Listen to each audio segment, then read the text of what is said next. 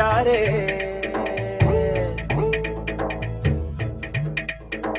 கண்டாரே காணாதத கண்டாரே ஒரு வீடு ஒரு கூடு அட எதுவும் கிடையாதே சாக்காடு பிடிமூப்பு அதையெல்லாம் கடந்தாரே கண்டாரே கைலாசம் கண்டாரே கூத்தாடும் சடையாண்டி அதை குறியா கொண்டாரே காத்தோடு கதை பேசி சிவஞானம் கண்டாரே பத்தோட ஓரட்டு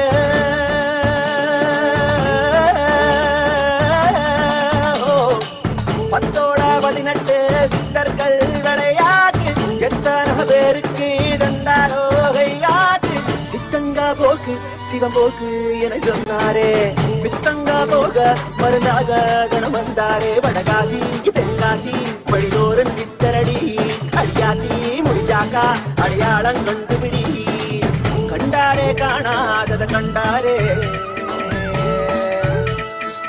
கண்டாரே கைலாசம் கண்டாரே கண்டாரே காணாதத கண்டாரே ஒரு வீடு ஒரு கூடு அட எதுவும் கிடையாதே சாக்காடு பிடிமூப்பு அதையெல்லாம் கடந்தாரே கண்டாரே கைலாசம் கண்டாரே கூத்தாடும் சடையாண்டி அதை குறியா கொண்டாரே காத்தோடு கதை பேசி சிவஞானம் கண்டாரே பத்தோட ஓரட்டு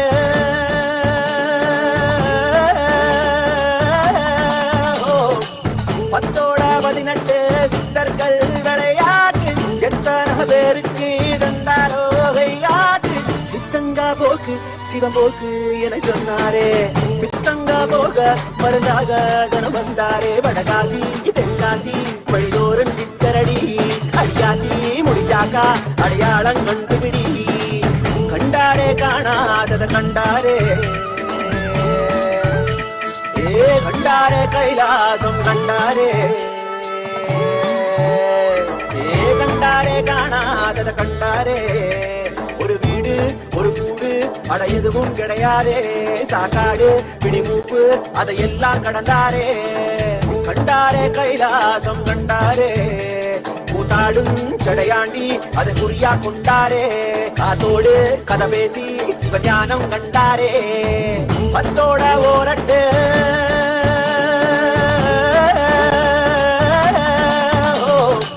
பத்தோட 18 சித்தர்கள் விளையாட்டு எத்தனை பேருக்கு தந்தாரோ கையாட்டு சித்தங்கா போக்கு சிவம் போக்கு என சொன்னாரே பித்தங்கா போக மருந்தாக தனம் வந்தாரே வடகாசி தென்காசி வழிதோறும் சித்தரடி அடியாத்தி முடிஞ்சாக்கா அடையாளம் கண்டுபிடி கண்டாரே காணாதத கண்டாரே கண்டாரே கைலாசம் கண்டாரே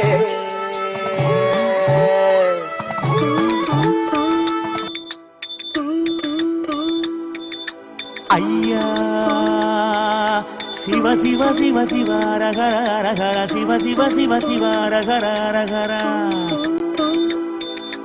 ஐயா சிவ சிவ சிவ சிவ ரகர ரகர சிவ சிவ சிவ சிவ ரகர ரகர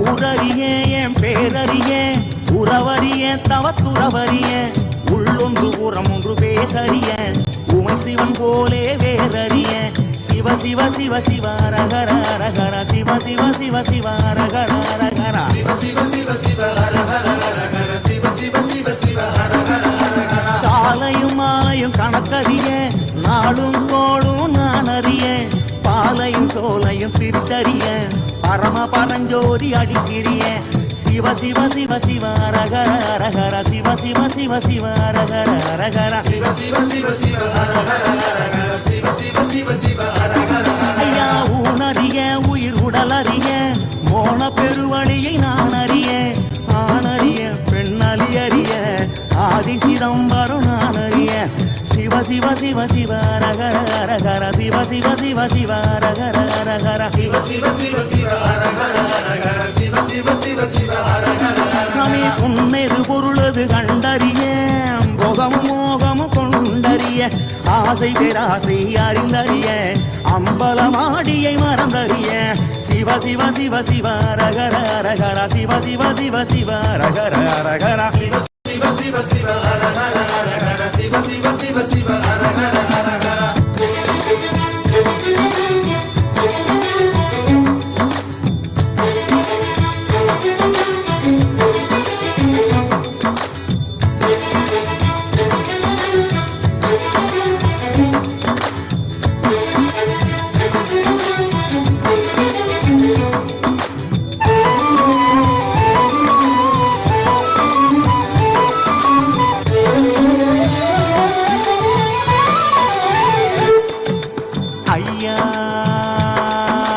சிவ சிவ சிவ ரகர ரகர சிவ சிவ சிவ சிவ ரகர ரகர ஐயா சிவ சிவ சிவ சிவ ரகர ரகர சிவ சிவ சிவ சிவ ரகர ரகர ஆகம வேதங்கள் படித்தறிய ஆறு குளங்களில் குடித்தறிய யாகமும் யோகமும் செய்தறிய ஓமுகம் பார்த்து பணிந்தறிய சிவ சிவ சிவ சிவ ரகர ரகர சிவ சிவ சிவ சிவ ரகர ரகர சிவ சிவ சிவ சிவ ரகர ரகர சிவ சிவ சிவ சிவ ரகர ரகர சும்மா ஒருபோது இருந்தறிய சுத்த அசுத்தங்கள் பார்த்தறிய ஆத்மனி வேதனை செய்தறிய அர்த்தநாரீசன் அடி சிறிய சிவ சிவ சிவ சிவ ரகர ரகர சிவ சிவ சிவ சிவ ரகர ரகர சிவ சிவ சிவ சிவ ரகர ரகர சிவ சிவ சிவ சிவ ரகர சாமி ஏடறிய சொல் எழுத்தறிய ஏற்றமும் தாழ்வும் நான் அறிய வீடறிய குடுங்காடறிய சோமசுந்தரனும் மறந்தறிய சிவ சிவ சிவ சிவ ரகர ரகர சிவ சிவ சிவ சிவ ரகர ரகர சிவ சிவ சிவ சிவ ரகர ரகர சிவ சிவ சிவ சிவ ரகர உணவறிய ஊரும் உணர்வறிய உள்யது வெளியது நான் அறிய கணவறிய மேல் நனவறிய கனக சபாவரி அடி சிறிய Shiva Shiva Shiva Shiva ரகர ரகர Shiva Shiva Shiva Shiva ரகர ரகர Shiva Shiva Shiva Shiva ரகர ரகர Shiva Shiva Shiva Shiva ரகர ரகர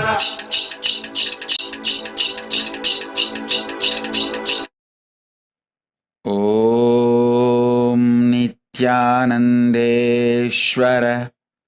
பரமசிவசமாரம்பாம்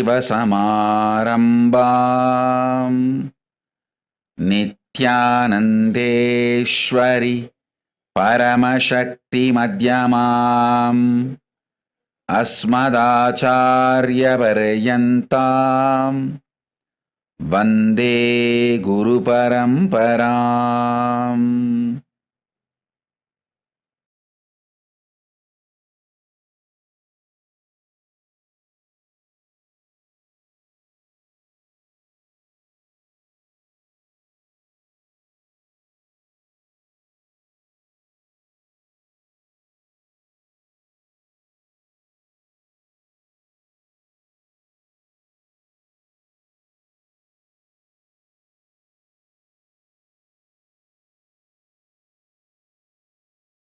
I welcome you all with my love and respects. I welcome all the living, practicing Hindus, de facto Kailasians from all over the world. I welcome all the Sarvagnya Pitakartas, Yajamans, manifestors, Shrimahans, Mahants, Sarvavarityahis, Kotaris, visitors, viewers, everyone sitting with us all over the world.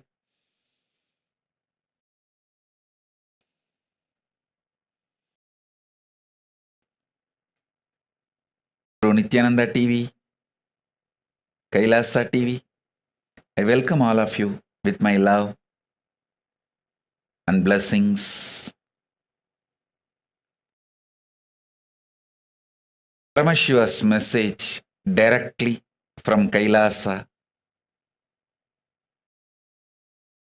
Listen, what is happening now in the cosmos is the most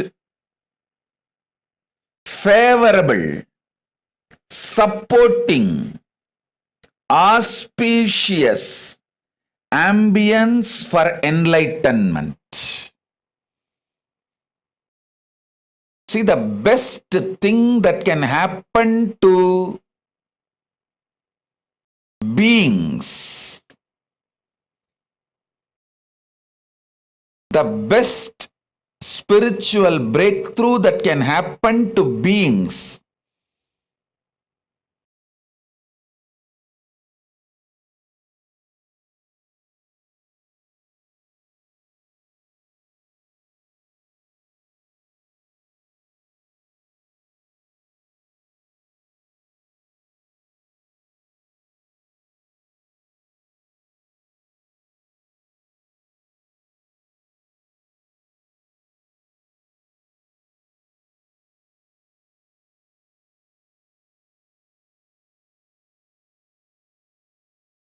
listen intensely. Best thing that can happen to consciousness is enlightenment.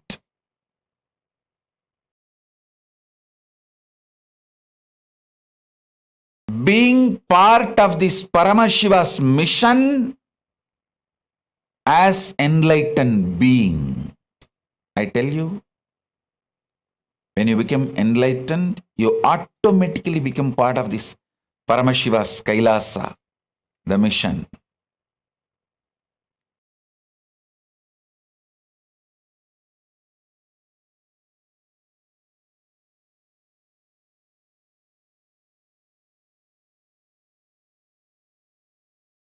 Best thing that can happen to human consciousness is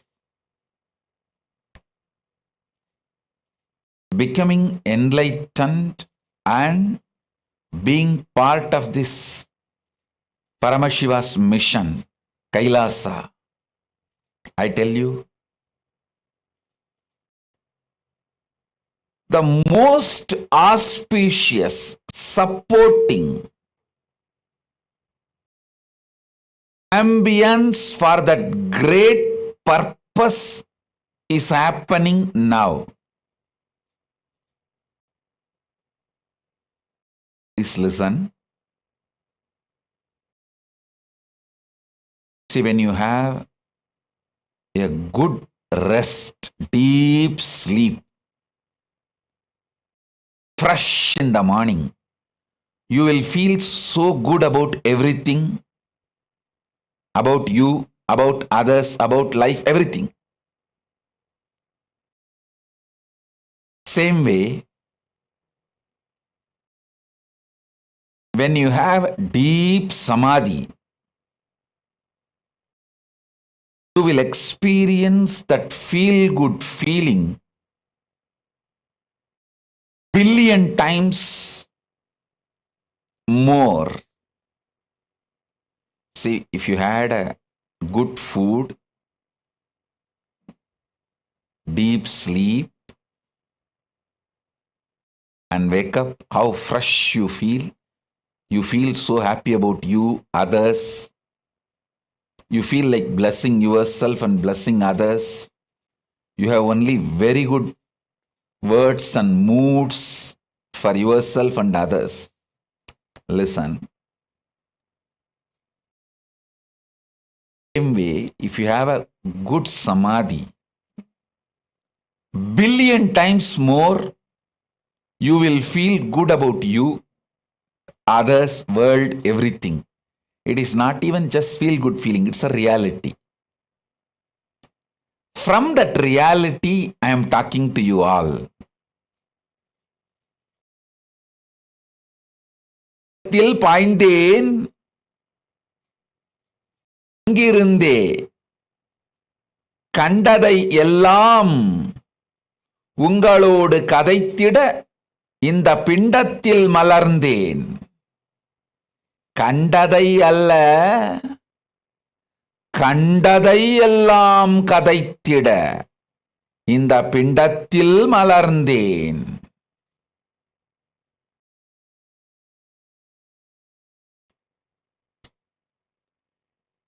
கண்டதை கண்டபடி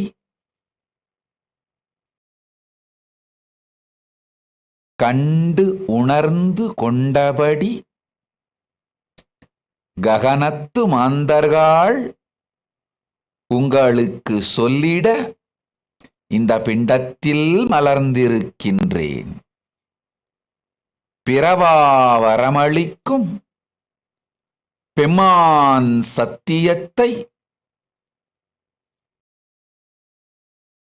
கேட்கின்றேன். கேட்டு மறவாது உயிரில் மலரச் செய்து வாழ்ந்திடுங்கள்.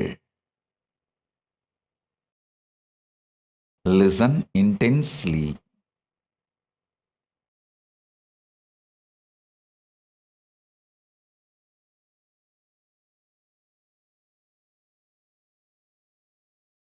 If I come for satsang or akashic reading, darshans, programs every day, it's a good news for all of you. If I don't come for few days because I was in deep samadhi, it's a great news for all of you, because I'm going to bring some more great best things to planet Earth from Kailasa. Every time I go to Kailasa, reside in that vertical time zone in Samadhi, and come back, I have a great gifts for all of you. Listen.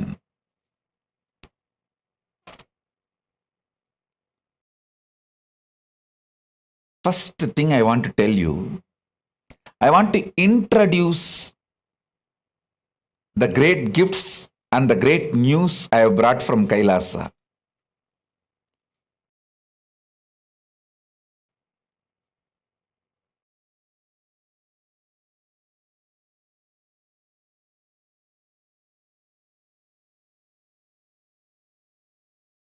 First, listen. First point I want to tell you. The purpose of human consciousness is getting matured, getting enlightened, being part of the Paramashiva's mission as enlightened being. This is the purpose. See, everything else is just shit. I am not against money, infrastructure, material comforts, luxury. I am not against any of that. But all of that cannot replace your consciousness flowering and getting enlightened.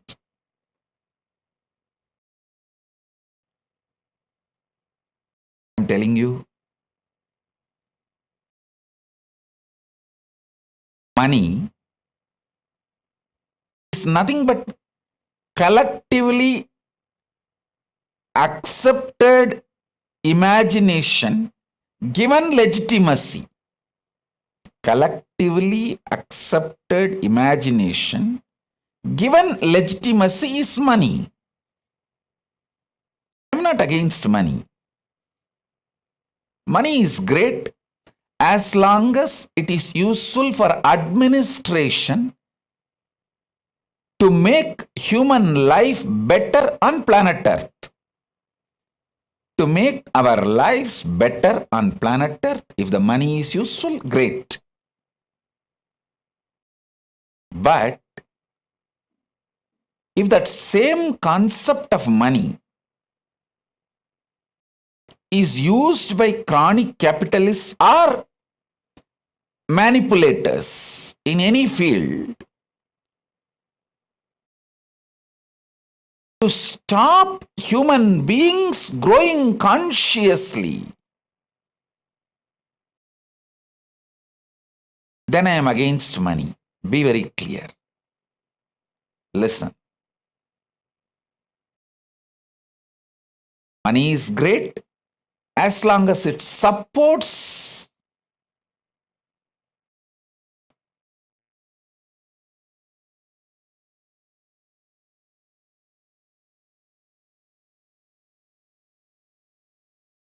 listen. Money is great as long as it supports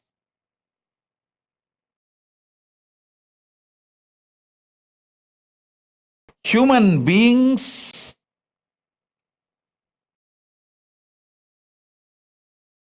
to make human life better on planet Earth.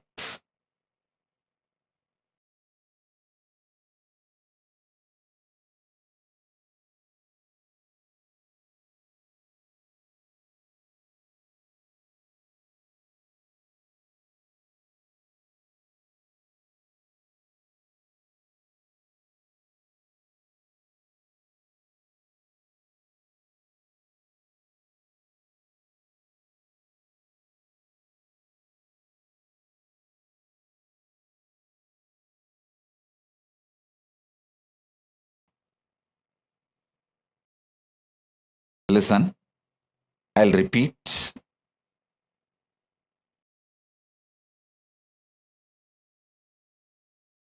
If you are all able to see me, hear me, please wave your hands, because I am seeing the live streaming is getting just disconnected. I think now it's clear. So let me repeat. All of you listen carefully.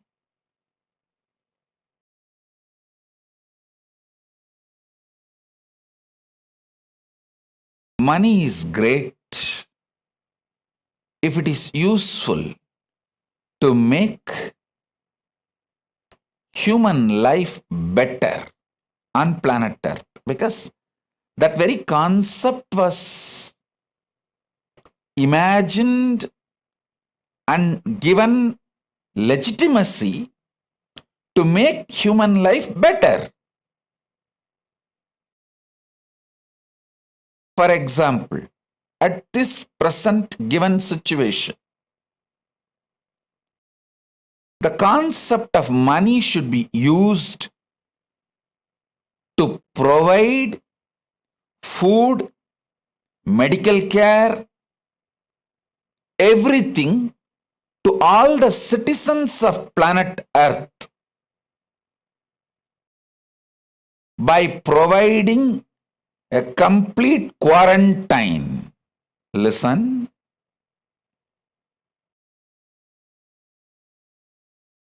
For now, especially this corona Delta virus and Delta plus virus,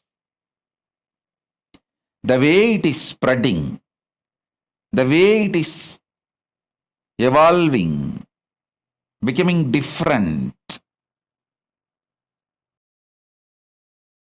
all human beings all over the world should be provided absolute multi-layer quarantine till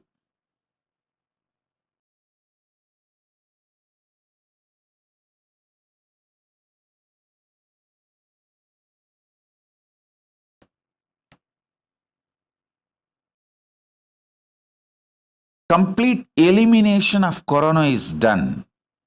Complete elimination of corona and its variants are done. We know for sure absolutely corona is eliminated. All human beings should be provided multi-layer quarantine, food, safety, everything. No human being should suffer without food and medical care. Actually, this should be the purpose of concept of money for the time being. Please understand.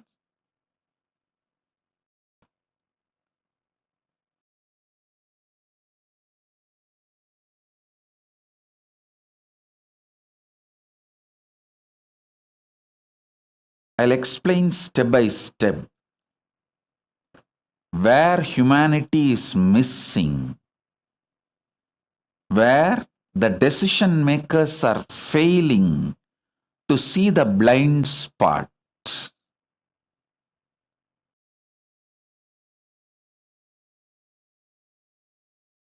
All systems, money, economy, bank,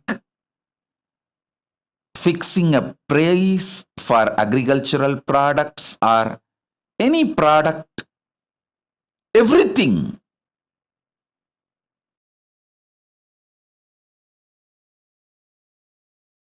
is just to make human life better on planet Earth.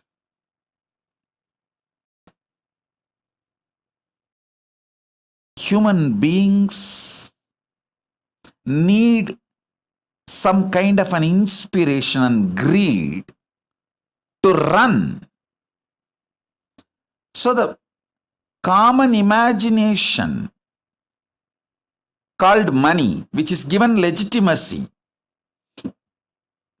is a very good way to make human beings run. Keep themselves energetic, alive. So as long as money is used for that, it's okay. But at the given situation now, Corona time, money and economy cannot be the reason to put human lives at risk, because human life is far more precious than all the idea and concept of money put together. One human life, one human being with consciousness is far more superior, greater, higher than this whole so-called collective imagination. Money, which is given legitimacy due to its utility value. Understand?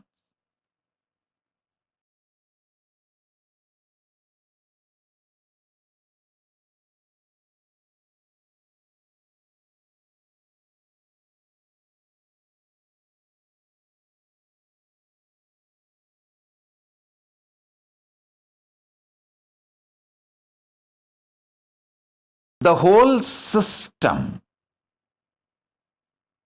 the man-made human civilization, need to remember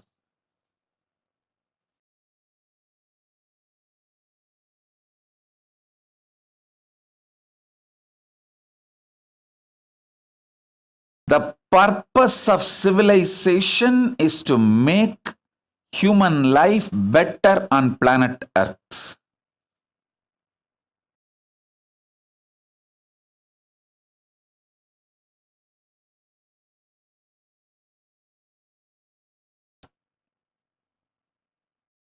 We just need human beings to look at this whole human civilization with fresh eyes. What our ancient enlightened rishis, the forefathers of our civilization, from Paramashiva, Paramashakti, the whole Guru Parampara, our ancient visionaries of this human civilization, what was their vision? Are we going towards that? It is time we just sit back, look with the fresh eyes.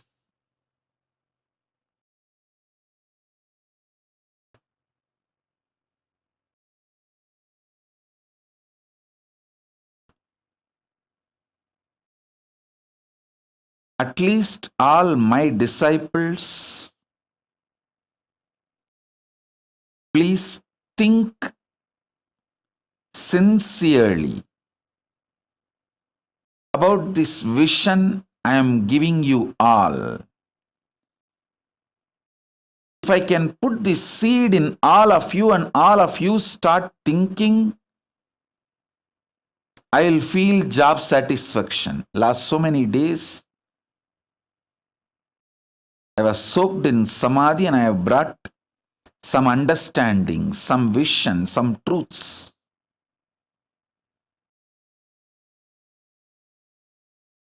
To share with all of you. First,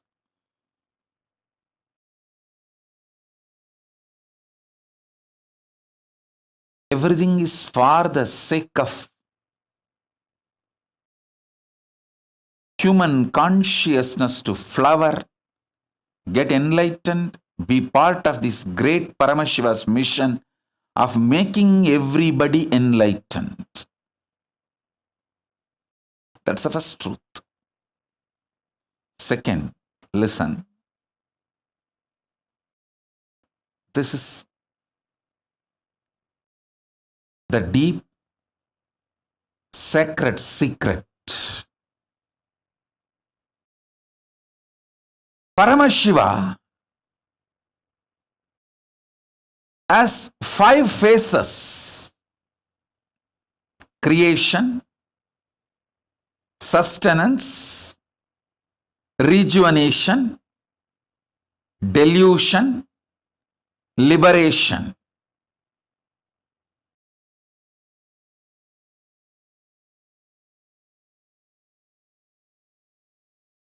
People ask me, why destruction, rejuvenation, and delusion is done by Paramashiva? Listen. Whenever the forgetfulness is given to you, when you start forgetting the past, when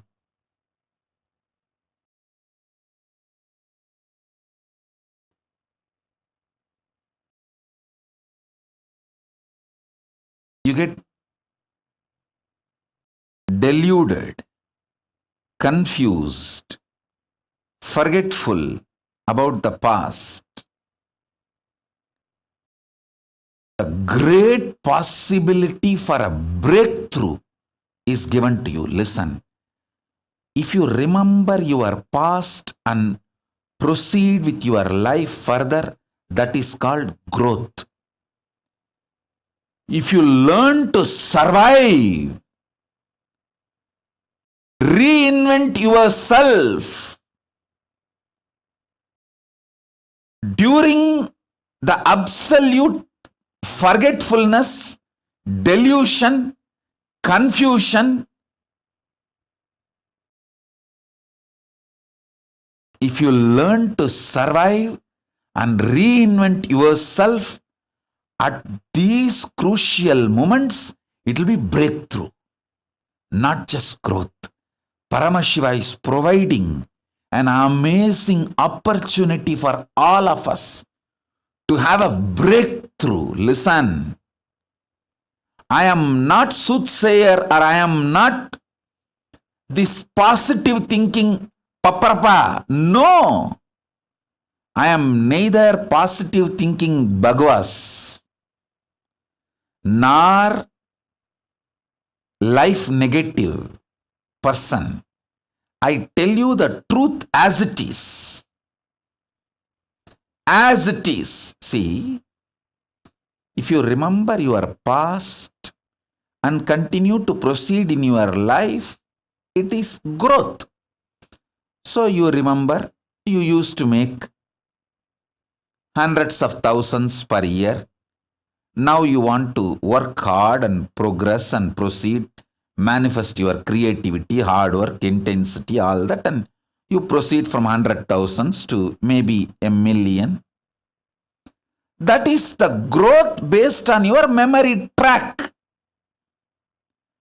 But whenever there's a complete winding up, your memories are no more useful, your past track record is no more relevant, utter confusion, delusion, things are just melting down in front of your eyes. Whatever you thought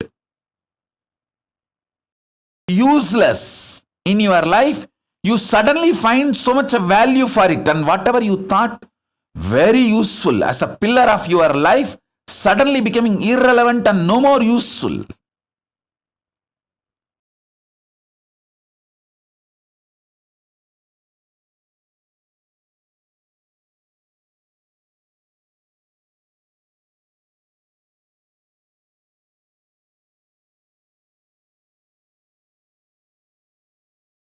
This whole delusion, Throbhava,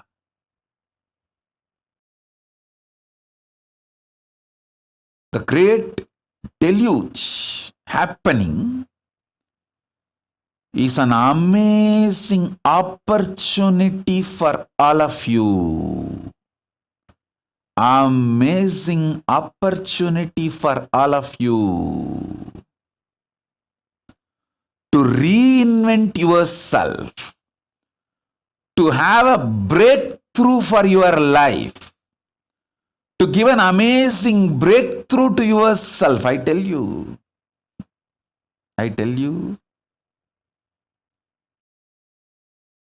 so many people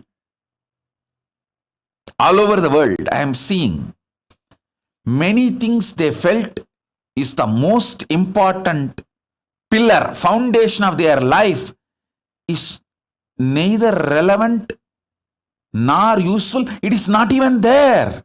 Suddenly it is not there. It's just not there. Many things which you thought is not great part of your life become so relevant, too important. Some few spiritual understandings, ideas which you never thought is too important, some spiritual book, suddenly now all of that has become too relevant, and you are spending time with that books, with that spiritual material 24/7. It has become so relevant. Every word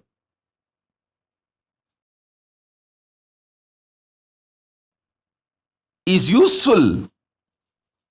You are taking it very serious. Start working.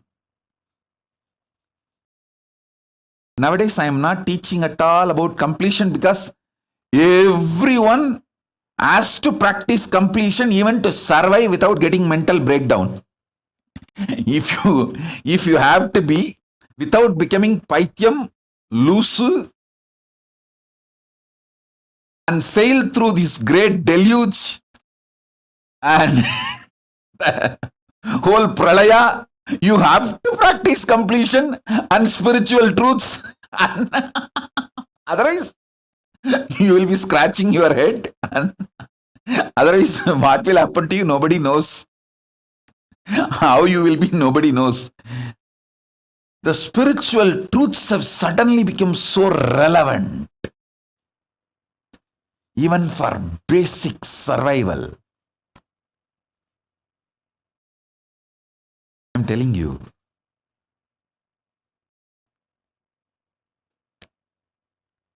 This great pralaya happening is an amazing opportunity. All of you, reinvent yourself,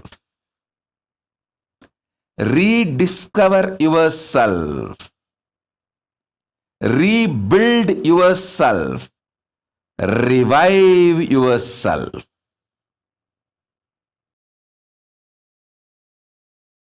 You don't need to be growing, You can just be recreating yourself.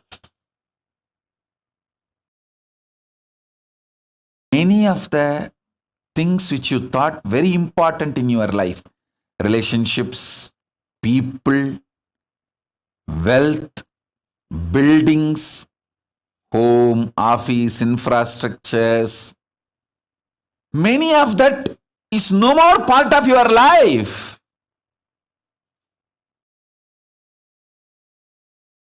Some have become even irrelevant.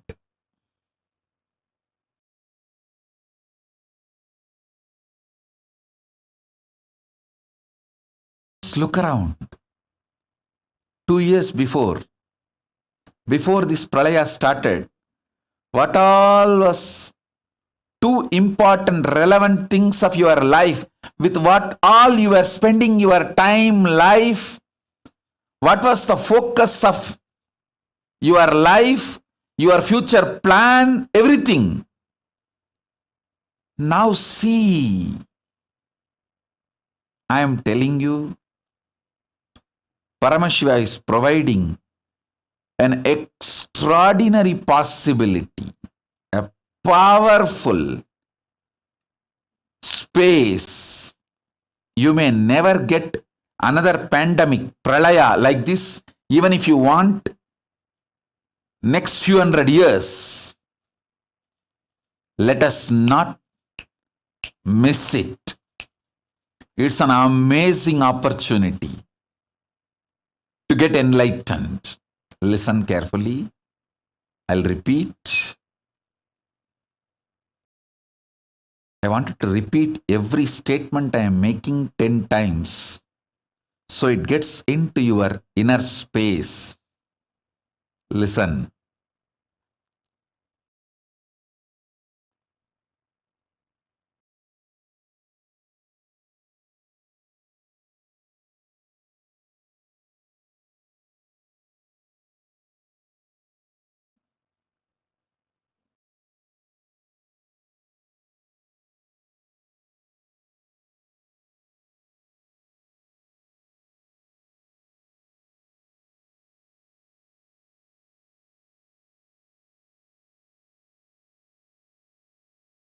Years of life. Usually 30 years is called as one generation in normal society. One generation, what maturity it brings to the individual human consciousness. See, if you lived 30 years, how much you evolve, get matured in your cognition and decision making process about life. That one generation, 30 years maturity has come for human beings in just last 30 months. And I am telling you, mark my words, this Corona Delta Plus is going to give full one generation maturity in next few months. Last 30 months have given 30 years maturity for human consciousness. I am telling you, many good things have happened due to this pandemic, this pralaya. People have started realizing there are many things without which they can live. There are many important things they really need, especially the need for the spiritual strength.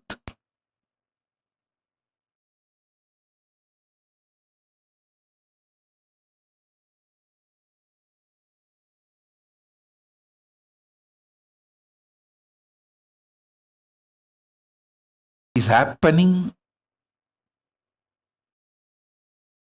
in every being has started realizing the need for the spiritual strength, the need for enlightenment. I'm telling you.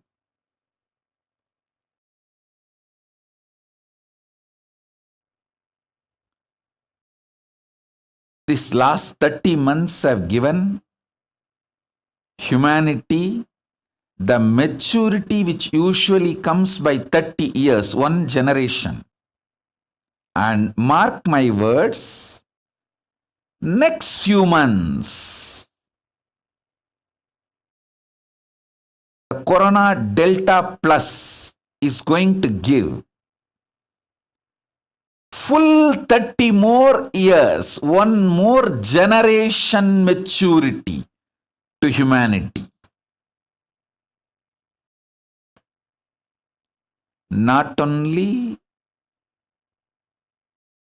the way, quick and fast way the Delta plus virus is spreading, the way it is going to impact the health of the human beings and the death rate, all that is going to give one generation maturity to human beings. Listen, I am neither giving you negative information nor trying to show positivity bhagwas. No, I am just revealing the truths as it is. I am fresh from samadhi. You can take it as a cosmic breaking news. I am directly coming from ground zero, where the decisions are made, where things are happening from Kailasa, and giving you the breaking news, cosmic breaking news, cosmic updates, cosmic flash news. Listen carefully.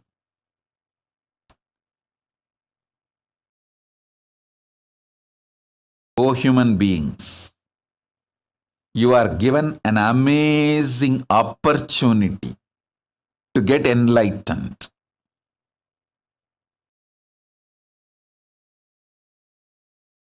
Let your first priority to be being alive. Keep yourself healthy, physically, mentally. Learn, practice as much as possible intensely Nirvikalpa Samadhi, the science of unclutching, science of completion, science of power manifestation. I have already revealed all these sciences to all of you. It's all available freely. Pick up and start practicing intensely. Because everything else is irrelevant. The consciousness you built, the health you are having, only these two is relevant after this great pralaya settles down. Nothing else is relevant. Hey, billionaires are dying like a rat and cat in the street.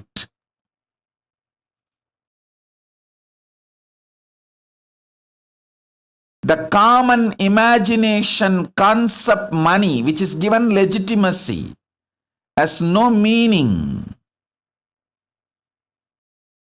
First, be alive. Be healthy, physically, mentally. Use this opportunity to get enlightened consciously. Do not try to take me for granted, saying, oh, Swamiji will tell the same thing only. I may be telling the same thing, but you are not in the same situation. The world is different now. Earlier, enlightenment was a luxury option. Now it is survival, fundamental need.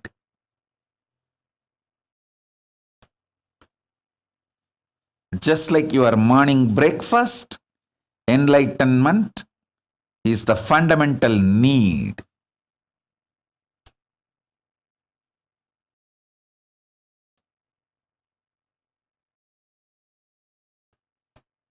Listen intensely.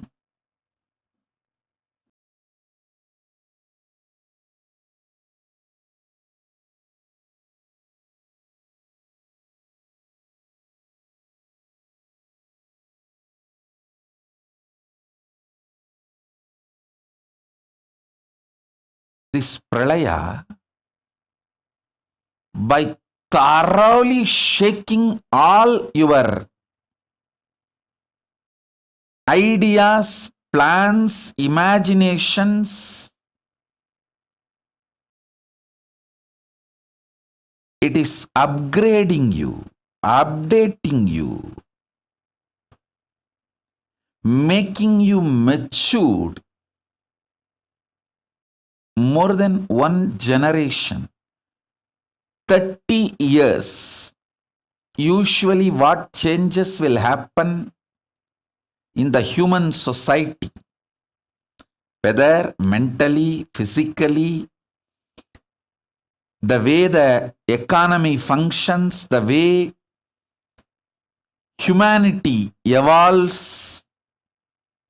See, 30 years before, the idea of passport, visa, and now the idea of the passport, visa, it has matured like anything. Few years before, the president of the Ecuador announced that they are going to create a system where the idea of passport and visa become irrelevant for humanity. Means the free travel. I am giving you a rough paraphrased version. You can Google and get that news link.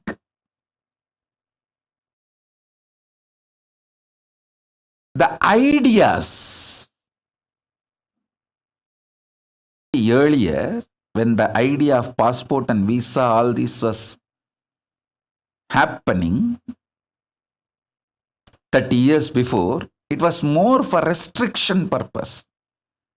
Now it is more for facilitating purpose.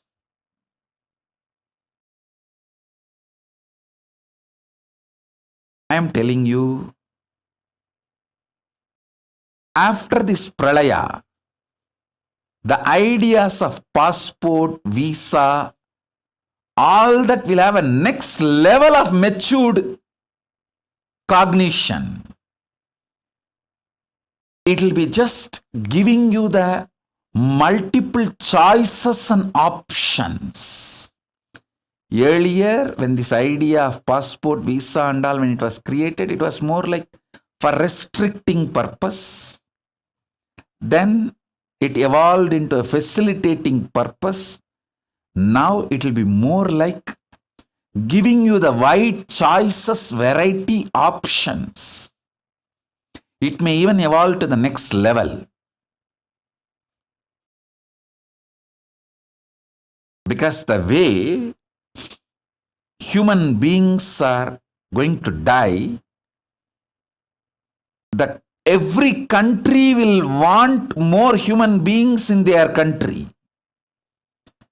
The human beings are going to be more important than any idea of billions or millions or trillions. The importance is going to be shifted more on human beings. And I am telling you, very seriously. Humanity is going to wake up and respect the nature, planet Earth, and the nature as a living energy. It is not there for us to exploit. No. The nature is a living organic energy which is verily part of our existence, which plays a major role in our existence.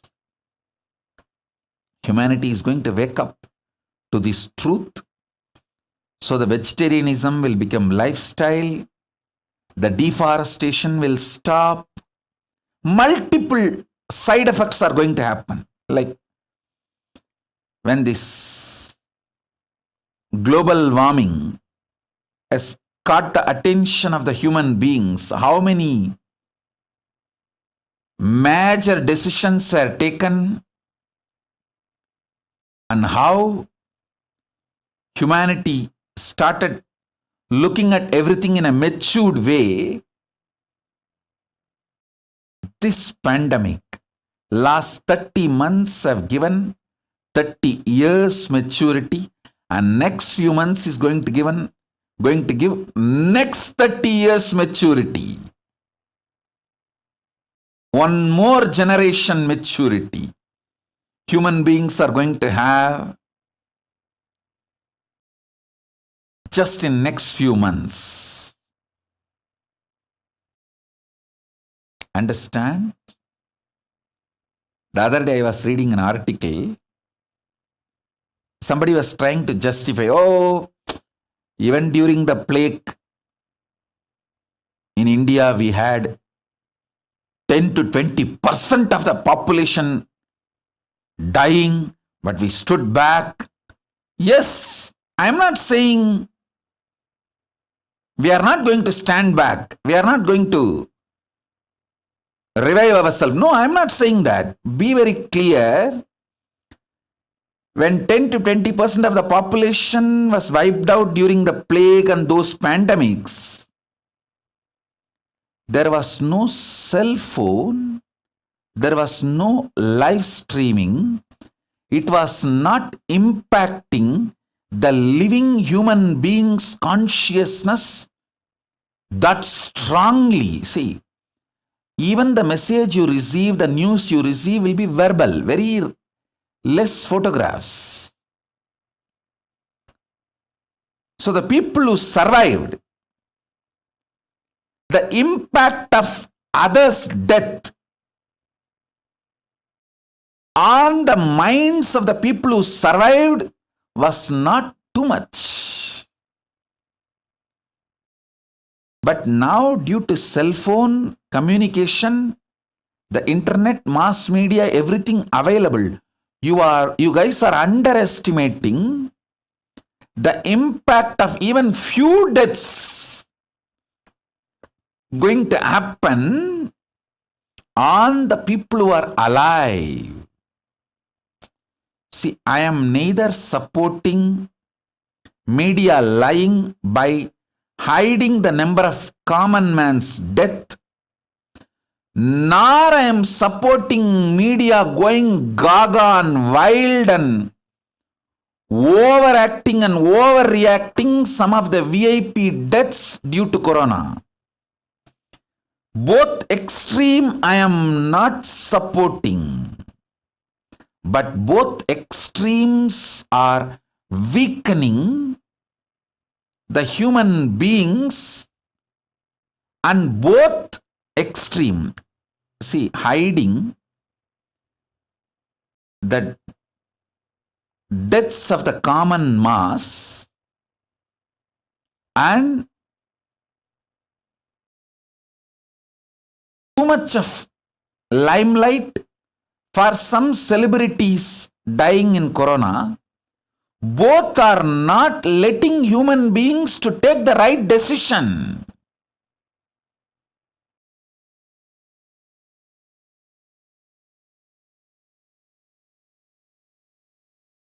We need the truth, facts, for human beings to take the right decision about life.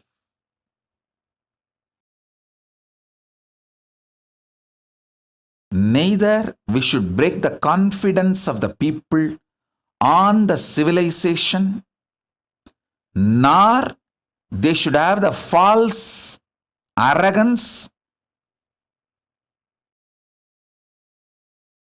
and roam around without protecting themselves from the corona. Please understand, when the large common mass deaths are hidden from others, see, common man's deaths, large number, but it is covered, hidden from the humanity. The human beings don't understand the necessity to protect themselves from corona, and they start moving around unprotected. They are not taking corona seriously. That's one side. The other side,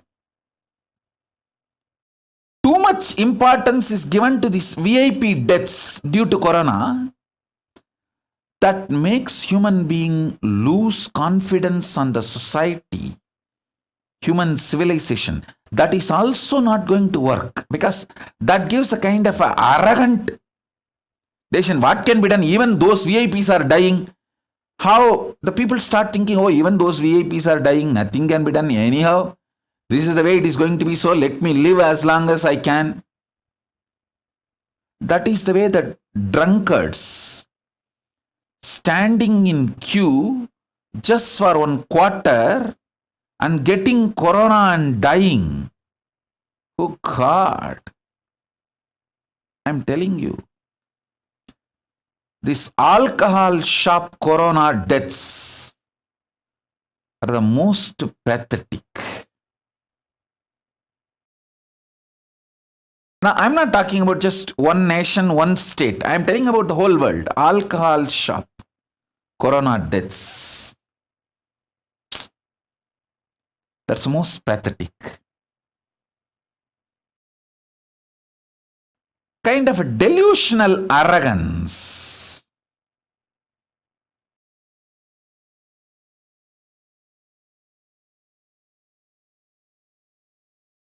Enters into human beings. Neither this extreme is right, nor that extreme is right. Neither hiding the mass common man's deaths are right, nor giving too much of limelight to the celebrity deaths due to corona is right. Both are wrong. People need to be given the fact, not only fact, they need to be educated rightly, and especially provided the ambience and security. All the decision makers all over the world, on behalf of Kailasa, I request all of you, please provide food, basic medical care, shelter to all human beings under your care. Multi-layer quarantine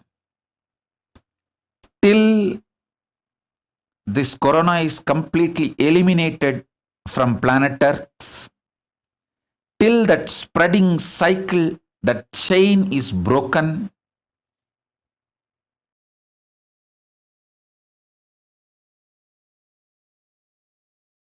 Give people security about their future,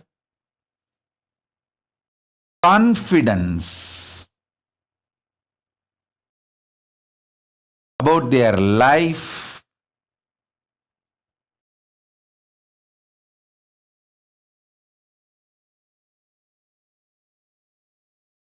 This is the first priority For all the decision makers all over the world, I sincerely request all of you humbly to make this as your first priority.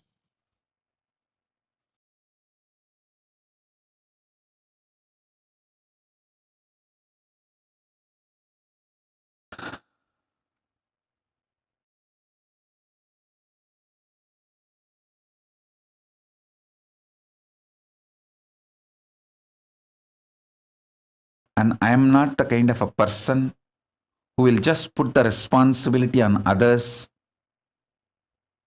and keep quiet. No. I am a kind of a person, I will do first whatever I can, then what I am doing, the same thing I will request others to do. That is the reason I have opened all the ashrams, temples, properties, Kailasas to provide multi-layer quarantine, protection from corona, corona delta plus, providing food and very authentic Hindu medical care. I tell you,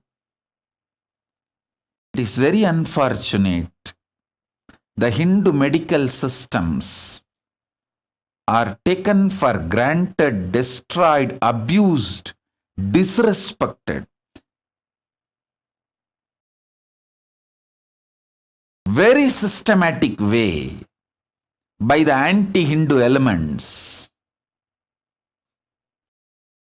But the Hindu medicinal system surely has everything needed to save humanity from corona and all the variants of corona. Whether protecting yourself, prevention level, or after getting corona, curing, healing, recovering, and after fully recovered, the post-recovery health maintenance and fully getting back to your health and back to your original form, the pre-corona health level, in every level. The Hindu medicinal system, when I say Hindu medicinal system, I mean Siddha, Ayurveda, and all the subsects, branches of Siddha and Ayurveda.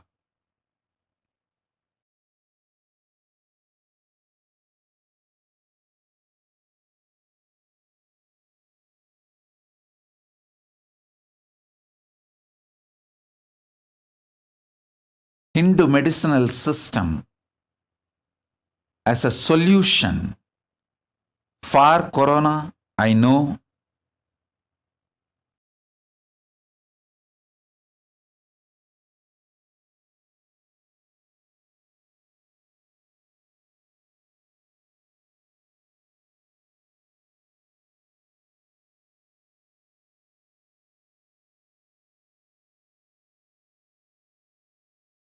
Whatever way I can help, I'll continue to help. I won't waste my time in blaming or putting the responsibility on others. I will do whatever I can and request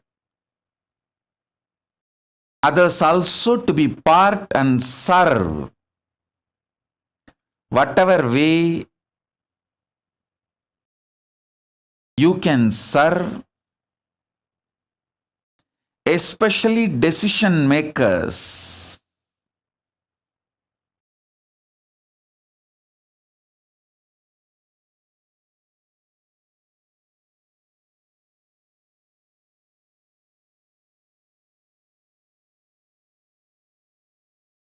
people who are under your care,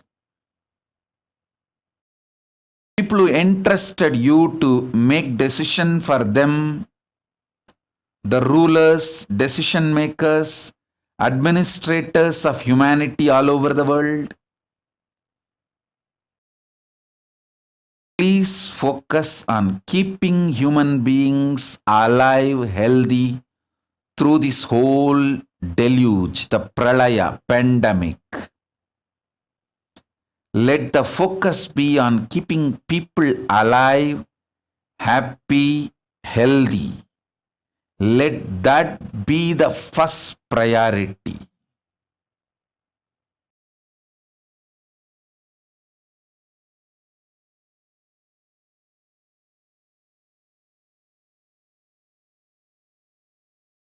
Let that be the first priority.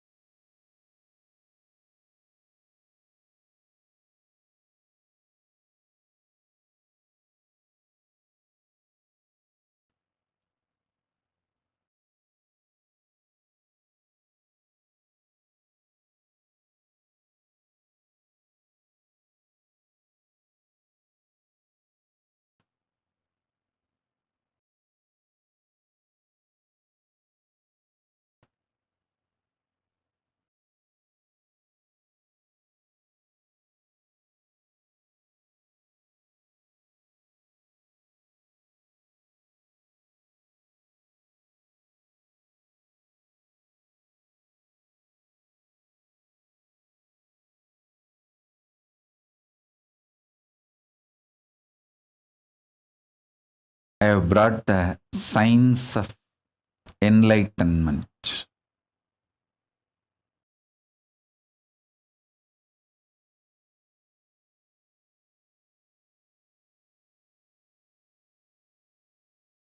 Especially for the humanity during this pandemic, this pralaya time, this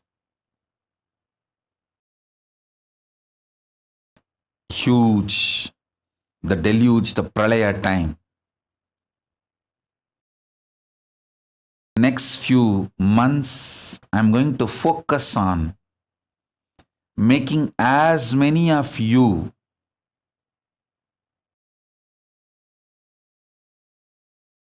enlightened.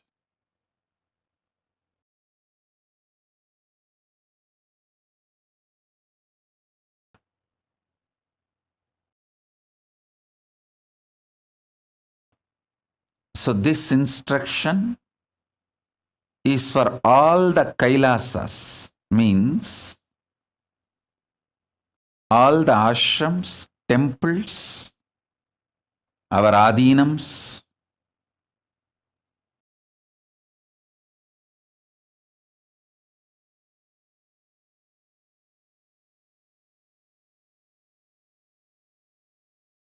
and all my sincere disciples, followers, who literally live the lifestyle of Kailasa wherever you are. All of you listen.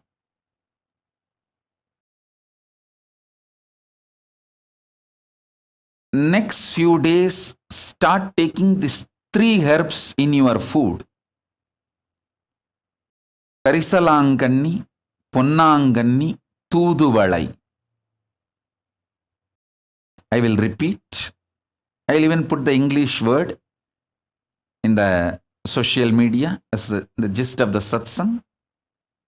I do not know the English word now, so now I will tell in the Tamil. Ponnanganni, Karisalanganni, Thuduvalai. All the ashram should grow these 3 herbs.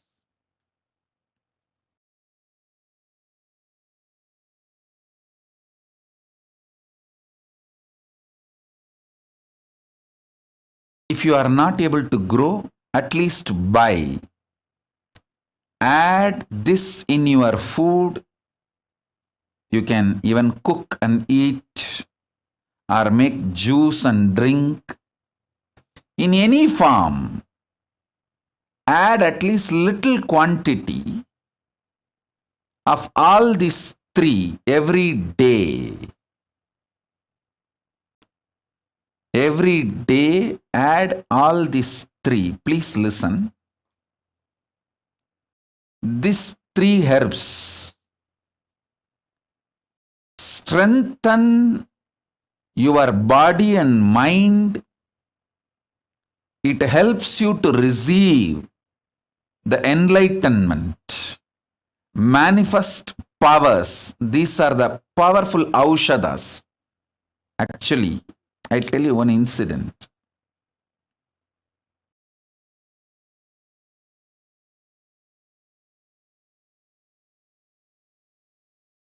Somebody came to my guru, Raghupati Yogi, asking for a solution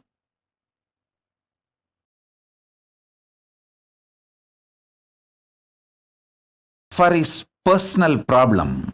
He was going through some problem in his house. He wants a solution. Then my guru told him, bring Tuduvalai leaf, 10 leaves tomorrow. I was sitting next to my guru when he gave this solution. I thought maybe when the Tuduvalai comes, he is going to energize him and make him eat or whatever. I just waited. Next day, that person came with that 10 Tuduvalai leaf. My guru took that Tuduvalai leaf in his hand and asked me to eat. I didn't understand why he's asking me to eat. I ate. And he asked me to sit.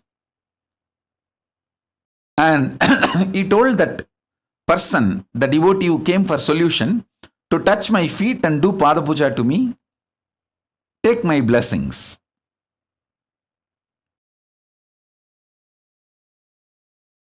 And that person just obeyed my guru and did. My guru told me, you just sit straight. And he told me that be in that Brahma Dhyana, Nirvikalpa Samadhi, sit straight. I sat. That devotee did the Pada Puja and whatever he was supposed to do. Then my guru told me, bless this person. As my guru told me, ordered, from that Nirvikalpa Samadhi, I blessed him. He went away. Maybe in 10-15 days, he came back saying that the whole problem is solved completely. I asked my guru, what exactly happened? Tell me.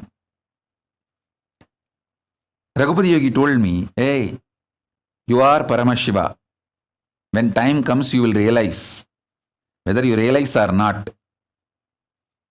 Whether you realize that now or not, you are Paramashiva. When time comes, you will realize that is different.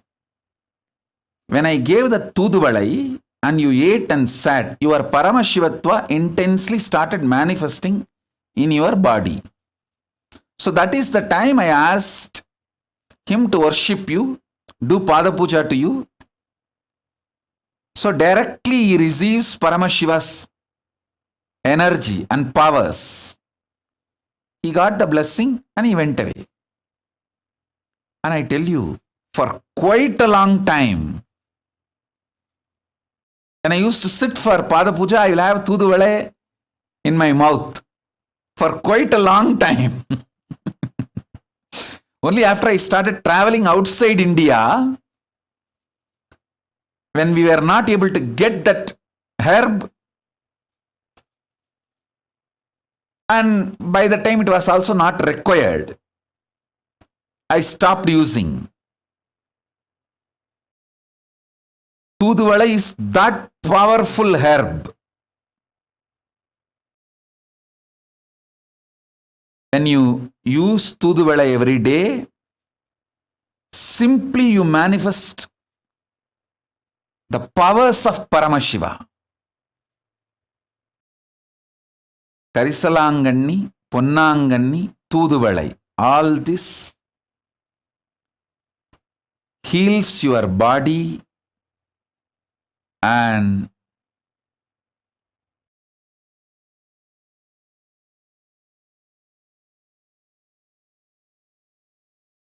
makes you manifest the powers.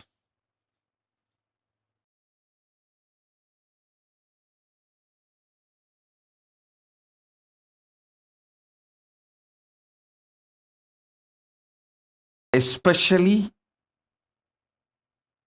all of you who want to manifest powers, whenever I give Shakti Pada and Shakti Nipada, if you want to receive my initiation and manifest the powers, please start adding these 3 herbs in your food regularly. Actually, these 3 are very powerful herbs, even to bring health in you.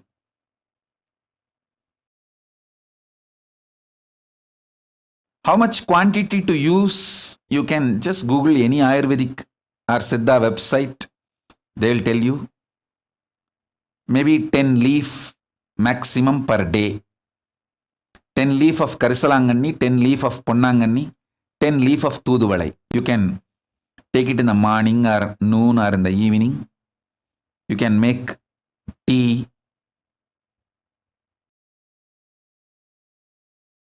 You can make kashayam or any ways. And or you can take it as part of your food also.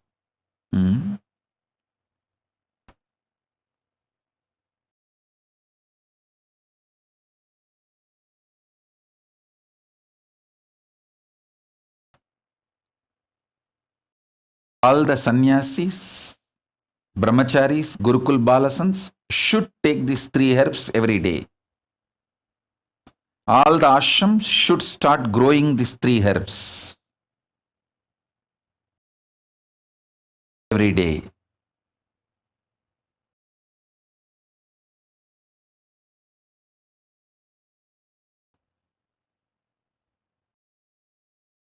So that you are all ready to receive and get enlightened. This whole science which I am bringing now, just your integrity is enough. Wherever you are, your integrity is enough. You can connect and manifest enlightenment, enjoy the best things of superconsciousness, powers of Paramashiva.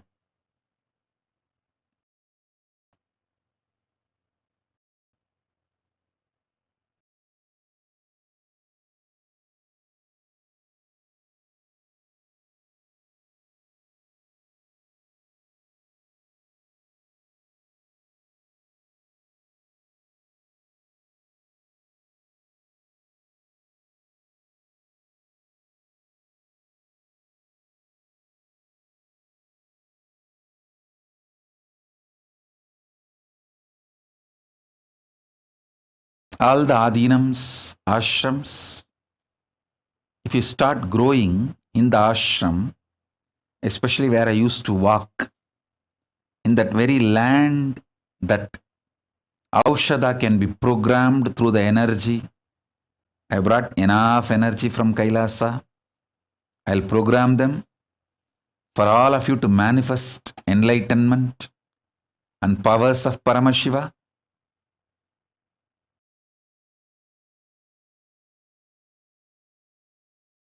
And I also wanted to tell all the Adinavasis of all ashrams, if you grow this 3 herb and give freely to other devotees all over the world who can't grow on their own in their house, you will get all the punya, good karma and blessings. With that punya, you will manifest more powers. All the sannyasis of Kailasa, actually it is your responsibility to provide all the spiritual support without charging. So this is my order to all my sannyasis, the whole sovereign order of Kailasa, all my sannyasis, brahmacharis, grihasthas who are staying inside my ashrams and campuses. You should grow all these 3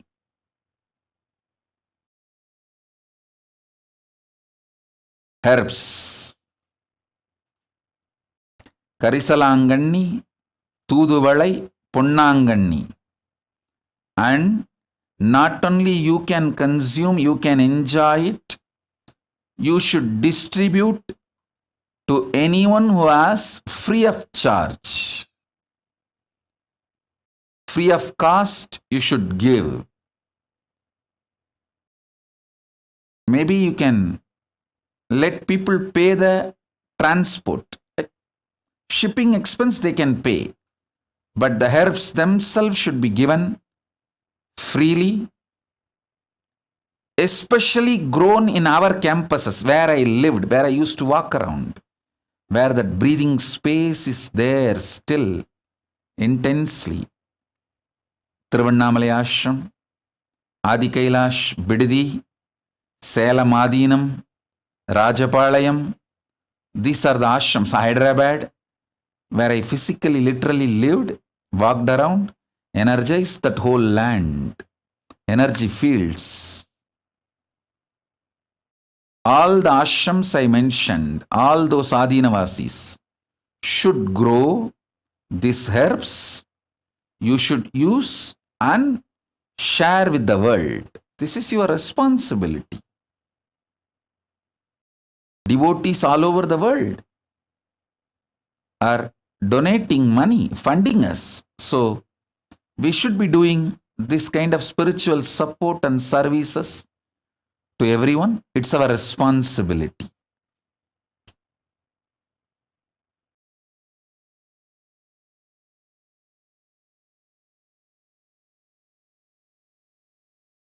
And it is too easy to grow. It's not difficult, very easy to grow, especially in India. We have so much land. I used to go and stay in Rajapalayam. Rajapalayam, we have a 40-acre land, beautiful agriculture land inside a forest. I used to purposely go and stay there. People used to ask, why Swamiji going and staying in that forest? I said, hey, I'm energizing this whole area. You guys don't know, in future, so many Siddha, Aushadhi herbs are going to grow here, which will be useful for the whole world, which will be useful for the people to manifest powers.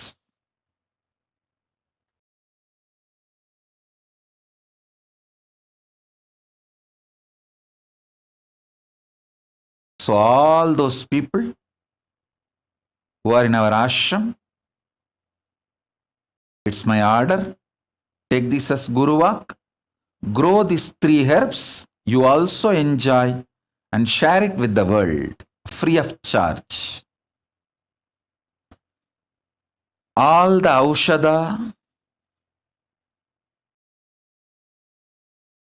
cannot be sold. Paramashiva is very clear. Education, medical care, food, these 3 has to be absolutely free of charge in Hindu tradition. When you are giving education, you can accept Guru Dakshina, which is voluntary. Sometimes people offer, it can be accepted. But the transaction or the bargain cannot exist as a compulsory prerequisite for knowledge transmission.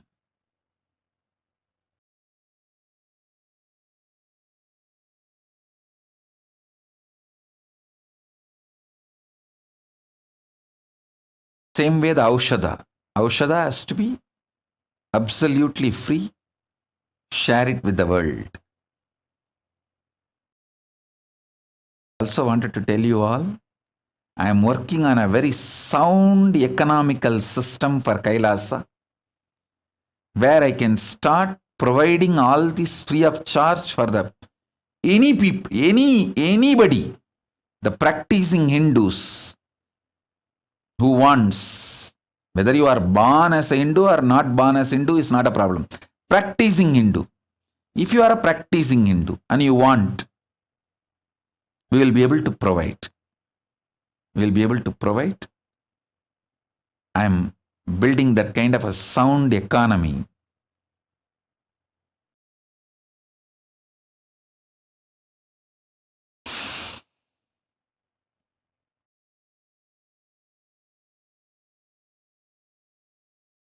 The real economy of the future is conscious centric, not money centric. It is conscious centric. Usefulness to the world, usefulness to the human beings, usefulness for the human consciousness to get enlightened.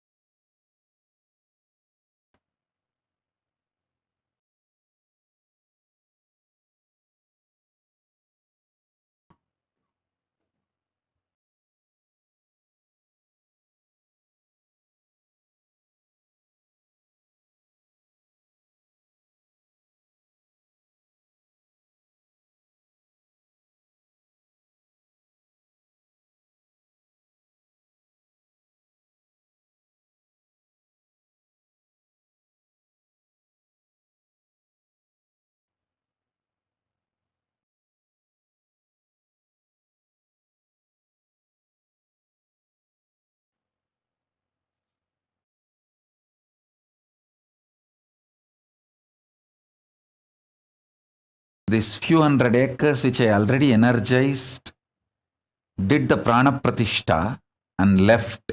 See, in Hindu tradition, the herbal garden, Siddhavana, Siddha Aranya, has to have Vastu Santi, Mooligai Saba Nivarti, Mooligai Prana Pratishtai. All these rituals have to be done to the land and to that whole energy field. Fortunately, in those days itself, by the grace of Paramashiva, all the land which was donated to our Sangha in India and many other countries, I have done this, creating an energy field through Vastu Dosha Nivarti, Mooligai Saba Nivarti, Mooligai Prana Pratishtai, all the traditional, the spiritually energizing process, especially Biddi Adi Kailash, Tiruvannamalai, we have multiple lands. In all the lands, I did it. And Salamadinam and Rajapalayam, we have multiple pieces of lands. In all the lands, I did it. And Erode, Tiruchengodu Adinam. So all the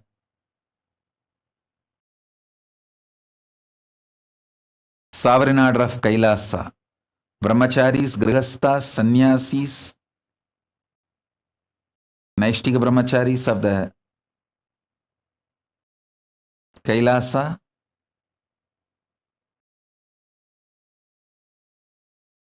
please grow these herbs in all this sacred land, which is 1,000 times more powerful than anywhere grown outside. Because this will be powerfully spiritually programmed. And this, which we grow inside our energy fields, will be powerfully spiritually programmed one, and it retains its spiritual energy. And directly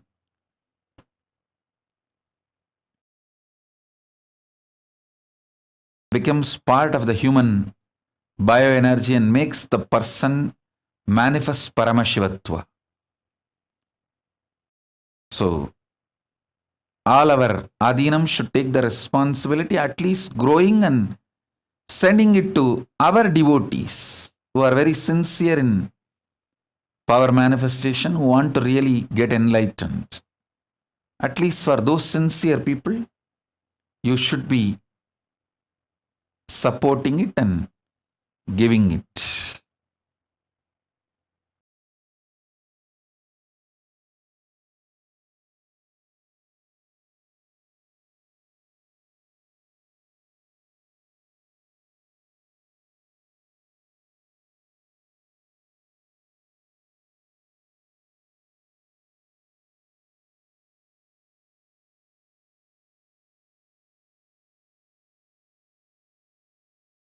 I'll continue with further satsangs and initiations to transmit this sacred enlightenment science and power manifestation science, which I brought from Kailasa with all of you.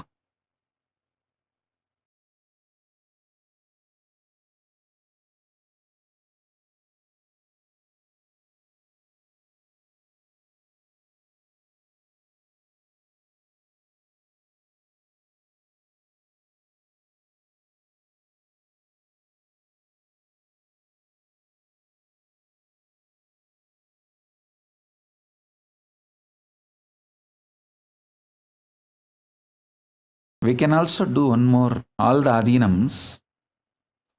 We can grow these plants and make even seeds from these plants and send that to people all over the world so they can grow. That seed will have the same power, same spiritual energy and spiritual programming. So that service also is great service.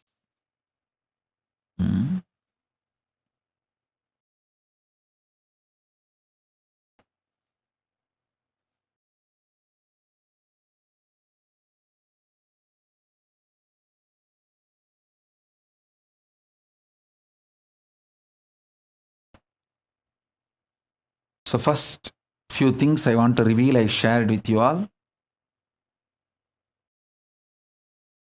I have many more things to reveal. I'll reveal in further satsangs. For now, this. So essence of what I wanted to convey. Be alive, protect yourself from corona, corona delta plus, and all other multicolor fungus, black fungus, yellow fungus, green fungus, so many other variants and other brothers, sister, cousins of this corona. Protect yourself from all of this by double layer quarantining, and use this time to experience unclutching and nirvikalpa samadhi.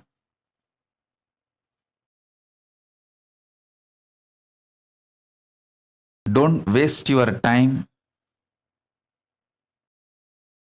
Keep yourself healthy, physically, mentally. Spend more and more time in Nirvikalpa Samadhi, unclutching, completion, ajapa japa, intense spiritual practice.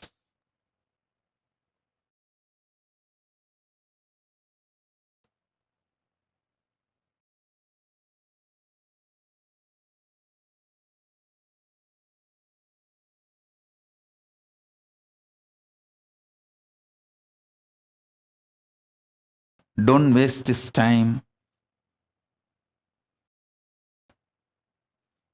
This is a time to get enlightened. It's a time to get matured and reinvent yourself and manifest powers of Paramashiva. So with this,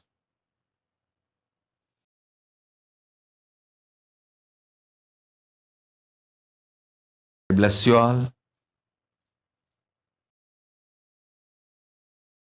Let's all radiate with integrity, authenticity, responsibility, enriching, causing, living Shuddhatvaita Saivam, Paramadvaita, Paramadvaitam, the Shuddhatvaita Saivam, the state, space, powers, being, superconsciousness, and Kailasa of Paramashiva, Paramashivoham, Om Nithyananda Paramashivoham, the eternal bliss, Nithyananda. Thank you. Be blissful.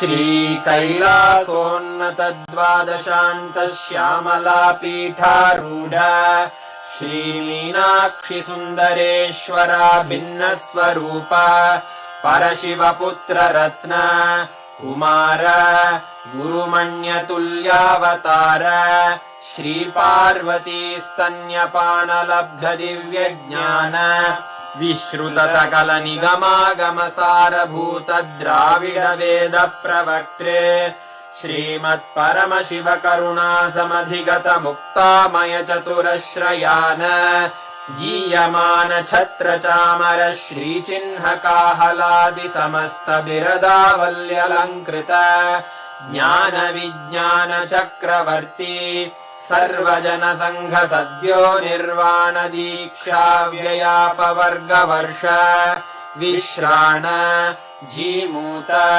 परमत कलभ Kesari शैव सिद्धांत स्थापनाचार्य श्री राजाधिराज पांड्य महाराज गुरु क्षपण शाक्यादि महांधकार निवारण ज्ञान भानु वीक्षणानर्हार्हध्वजोच्छेदन पूर्वक श्रीमद्वृषभध्वजस्थापक शैव समय कर्त्रे सर्वज्ञ पीठारूढ़ श्री जगद्गुरु श्री ज्ञान संबंध देशिक स्वामी वागीश सुंदर माणिक्य वाचक स्वामिनाम् अवतार भूत श्री ज्ञान संबंध स्वामी पुनरुद्धृत श्यामला पीठ सर्वज्ञ पीठ त्रिनवत्युत्तर द्विशततम गुरु महासन्निधान अरुणगिरि योगीश्वर परंपरागत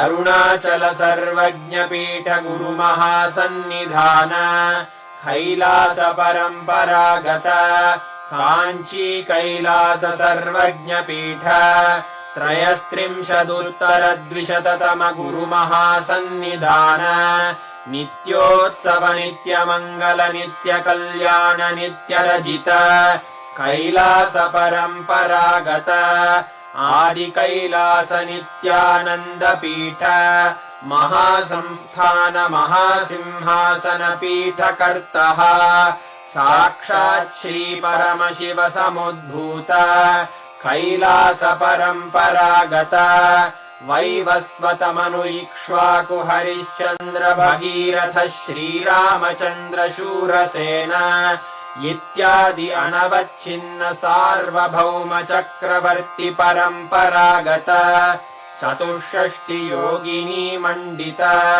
चतुष्षष्टि सम्प्रदाय प्रवर्तक मनुधर्म शासन सूर्यवंश प्राप्त सर्वज्ञपीठ सुराङ्गि साम्राज्य मूर्धाभिषिक्त चूडामणे साक्षात् श्री परमशिव समुद्भूत कपिल महामुद्भूत कपिल महागुरु पुनरुद्धृत महानिर्वाणि पीठ अष्टोत्तर सहस्र श्री महामण्डलेश्वर साक्षात् श्री परमशिव सिंहासनाभिषिक्त समस्त गणनायक श्री महागणपति समारंभ अनवच्छिन्न पीठाधीश्वर गुरु परंपरा प्राप्त अटल पीठ अष्टोत्तर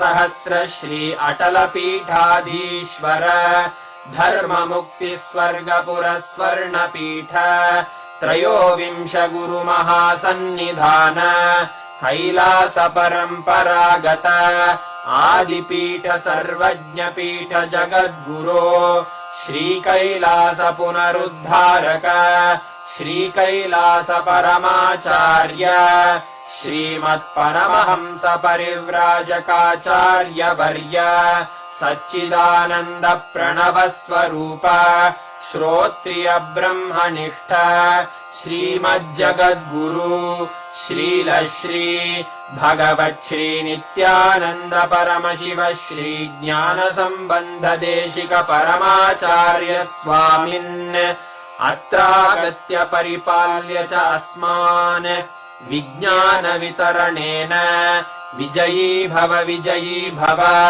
जय जय।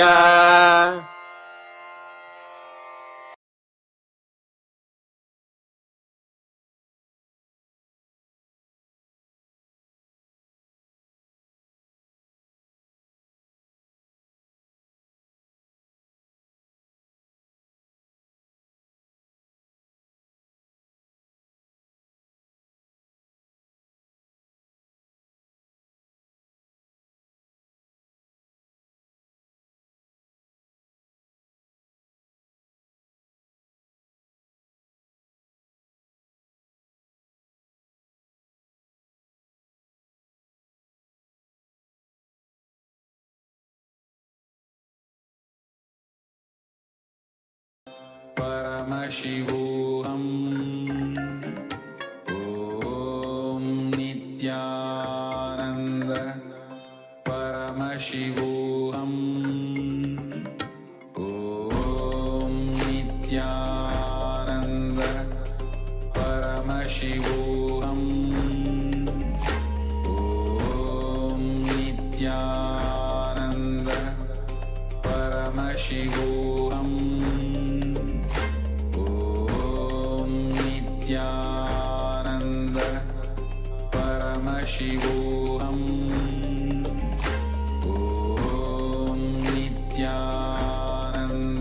परमशिवोऽहम् ॐ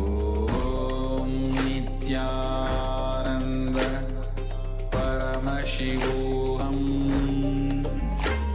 ॐ नित्यानन्द परमशिवोऽहम् ॐ नित्यानन्द परमशिवोऽहम् ॐ नित्यानन्द परमशिवोऽहम् ॐ नित्यानन्द परमशिवोऽहम्। Nithyanandam, welcome back to all of the viewers. After that most auspicious, gracious presence of the Supreme Pontiff of Hinduism, who had revealed such profound truths about the science of Aushadha, the powerful powers of his presence on planet Earth, and how that is now going to be simply helping the world have super conscious breakthrough. After 27 years of passionate, driven, and determined hard work to bring superconscious breakthrough to the whole world, today 1 billion people across the world are enjoying and are enriched by the teachings of the Supreme Pontiff of Hinduism. Today, the Supreme Pontiff of Hinduism beautifully, eloquently allowed us to be in his presence as he gave the great divine revelations on the science of Aushadha. Aushadha being one of the greater sciences of Sanatana Hindu Dharma. And like this, the Supreme Pontiff of Hinduism has even personally made the Aushadhas, energized, and even taught the energization process. And that same Aushadha has been shipped, delivered, distributed across the world to thousands of places, helping, enabling people to manifest Shaktis all over the world. And with more than 2,500 satsang centers across the world, places where people gather, where hundreds and thousands of people are enriched and continuously living this Hindu lifestyle. The Supreme Pontiff of Hinduism is forging a new world where enlightenment is a lifestyle and inherent in every single part of your day, and you're living in a world which is increasingly, rapidly, literally being destroyed, and we are seeing it in front of our eyes. And in this day and age, it is enlightenment and the sacred sciences of enlightenment that each and every one of us needs to understand, needs to imbibe in our lives, as the Supreme Pontiff of Hinduism had beautifully revealed to each and every one of us. What we thought was irrelevant in our lives, perhaps just 5 years ago, even 2 years ago, the spiritual truths, the books that we picked up, the discourse that we came across on YouTube just casually, everything now is extremely relevant. And it's just the last lifeline we are holding on to during this cosmic deluge. And as so much is going on in the world, we're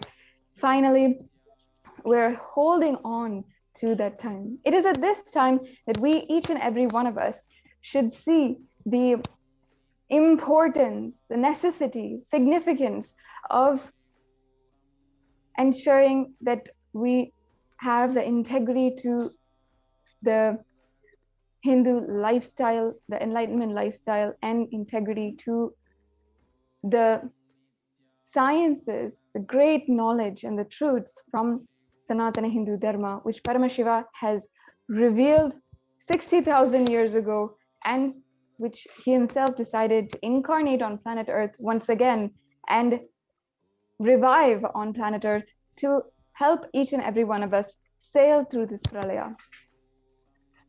Unfortunately, there are too many extreme terrorist forces out there who plot, conspire, and criminally strategize to destroy the Supreme Pontiff of Hinduism and literally take over all of the resources, all of the people, violate, rape, and absolutely dehumanize the Supreme Pontiff of Hinduism and all of the community around, all of his disciples and the community who live in Kailasas across the world.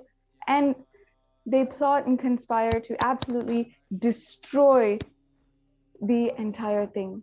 And for the last 10 years, us Kailasians across the world know, and we have seen, experienced, and some of us have been victim to the extreme brutal persecution of the Supreme Pontiff of Hinduism and the ASMT community, the Adi Shaivite minority community, which he is reviving. Now, over the last few days, I'm sure many of you have heard that the Supreme Pontiff of Hinduism, this persecution which has been literally following him for the last decade. We have seen finally that our voice is heard by the UN and the ONHCR. And I hope that each and every one of the viewers has had the opportunity, has been able to view how Kailasa is featured on the ONHCR website, the UN website, and the persecution against the Supreme Pontiff of Hinduism and the rights of indigenous women and the denial of the rights of indigenous women is presented to the whole world through the platform, the powerful platform of the United Nations. This is a extremely amazing, and it's an extremely amazing breakthrough for all of us Kailasians, and of course for Kailasa, to have, after 10 years of continuously being barbated by persecution, and across the world, in US, in India, in Canada, in Malaysia, we've been continuously under attack.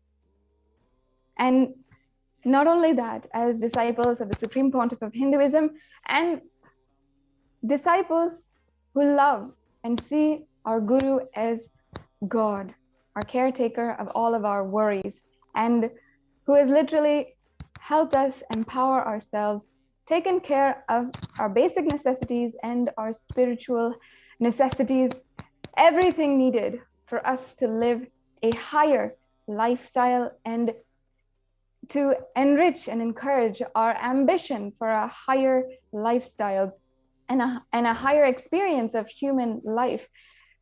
The Supreme Pontiff of Hinduism has literally taken care of everything. And for us to see so much he has gone through, being arrested for 53 days in 2010, being blackmailed, having undergone third-degree torture, and then just within a few months, seeing at least more than 120 cases attacked and filed, false cases which are filed against him, and 14,000 hours of media hatred. It has been so painful, devastating to see how someone who has brought so much of good in our lives and reintroduced each and every one of us to the pureness and goodness of our consciousness, our soul, to go through so much. And it cannot be underestimated, it cannot be overtold, exaggerated, the amount of persecution, assassination attempts that the Supreme Pontiff of Hinduism has gone through. So it's just an amazing breakthrough that fills us with immense gratitude that we have finally found a voice, a platform, and especially through the United Nations, one of the largest advocates for human rights. And of course, for the last decade, we have been going door to door, judiciary to judiciary, government to government, media house to media house, just trying to have our voice heard.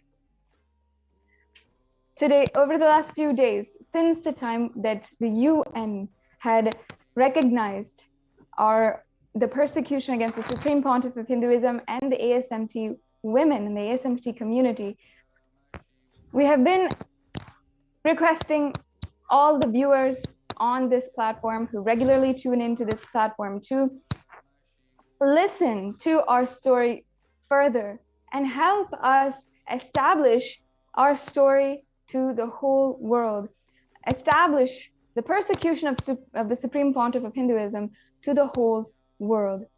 And and help the whole world, all the international media channels, all of the international organizations who we have a common cause with, all Hindus all over the world, to understand the truth of our story, the truth of the persecution of the Supreme Pontiff of Hinduism, and the stories of the personal trauma and stories of so many victims, children, women who underwent so much just for nothing, but because we want to be living the lifestyle of enlightenment and living under the guidance and teachings of the Supreme Pontiff of Hinduism.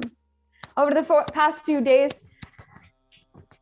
we have been requesting each and every one of the viewers to share this victory that we've had, this final platform that we now have on the ONSCR website, where our story is being heard and legitimized by a very well-established international peaceful organization, and help us start to bring more and more good to the world, to help us defeat the attacks against the Supreme Pontiff of Hinduism, and allow the mission of Kailasa, the tremendous good that can come to the world that the Supreme Pontiff of Hinduism, the incarnation of Paramashiva, descended on planet Earth for. Today, we would like to present to all of the viewers an extremely important aspect of the persecution against the Supreme Pontiff of Hinduism and the ASMT women. On the 2nd of March 2010, the whole world came to know, and for the first time, it became revealed to the masses the amount of persecution, conspiracy going on against the Supreme Pontiff of Hinduism, and how the objectification of the Supreme Pontiff of Hinduism and the objectification of women of the ASMT community has been proliferated and used as a weapon to start inciting hatred against women of the ASMT community and the Supreme Pontiff of Hinduism himself. And ultimately, this hatred was incited to such an extent to cause mob lynchings, to ultimately justify the propaganda against the Supreme Pontiff of Hinduism and justify the false cases against the Supreme Pontiff of Hinduism, and ultimately justify why they were out to destroy him and eliminate him and assassinate the Supreme Pontiff of Hinduism. We'd like to begin, first of all, by explaining to all of the viewers how in Sanatana Hindu Dharma, the original Sanatana Hindu Dharma, the practice and lifestyle of the Adi Shaivite minority tradition was a absolutely zero discrimination community. And it's not a community, I should say, it's a civilization where zero discrimination was tolerated. And not only this, an invaluable teaching of all inclusiveness and acceptance was proliferated among every single individual, every single being in the ASMT community. And for a civilization to happen, all genders were accepted. And not only that, there were 11 genders which had been accepted, recognized, and people lived, whether it's a male, female, bisexual, and different sexual orientations, all of them were accepted in Hinduism, recognized, and also empowered for their pureness of consciousness, empowered for being divine themselves. Each and every person, no matter their gender, no matter their sexual orientation, was empowered for their infinite consciousness for what they truly were, the pure consciousness. And in Sanatana Hindu Dharma, not only this, but the avatars, the incarnations, were accepted to have and express the qualities of Ardhanarishwara, meaning that they were beyond gender. They were beyond the qualities of male, female, or qualities of bisexual and any social sexual orientation. In fact, in the Avatar Shastra, it is very much written, told that avatars have the quality of being Ardhanarishwara, being embodiments of Ardhanarishwara, as in they were literally beyond gender, beyond male and female. And no matter if it was women or male, they were equally empowered for their infinite possibility. And male and female, no matter what gender, was allowed to practice rituals, were allowed to take up sannyas, were allowed to take up the lifestyle of being inside of the monastic order. They were allowed to be in the any order that they prefer, that they choose by their nature. And they were able to empower themselves where they felt was right and true to themselves, express themselves as they wished.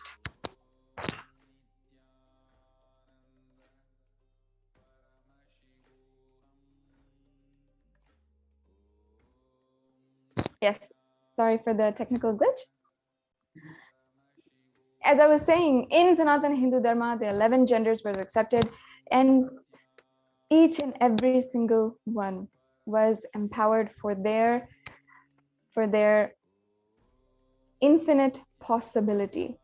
And there were more than hundreds, more than 10,000 sampradayas where they were empowered, and all genders lived in one civilization in harmonious equality, in harmonious living. So in this community, this is what the Supreme Pontiff of Hinduism is reviving through the revival of the Ardha Shaivite minority tradition.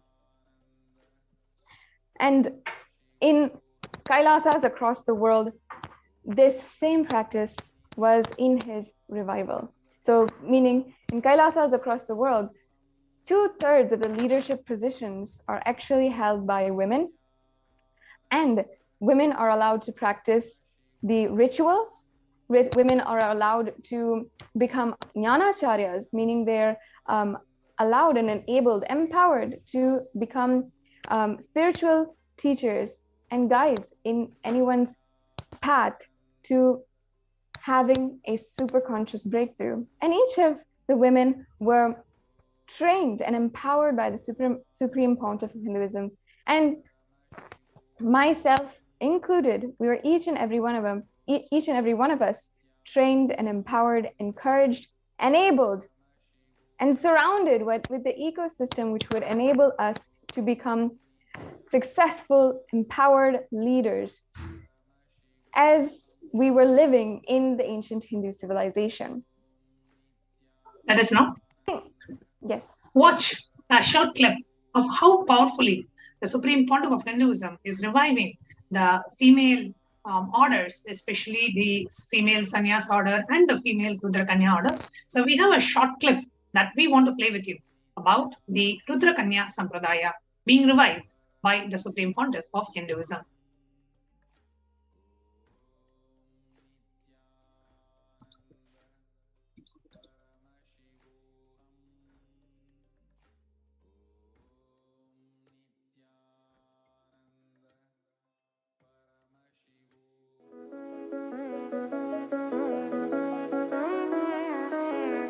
Hinduism is home to a lineage of powerful, chaste women, the Rudra Kanya.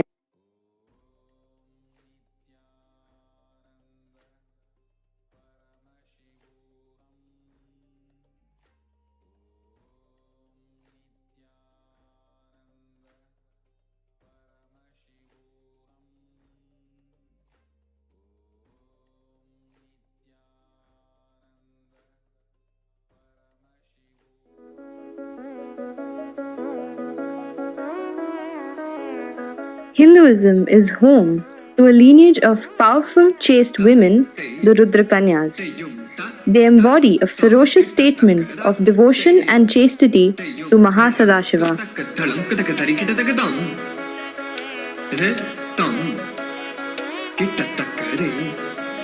Woman is emotion, her breathing is her power.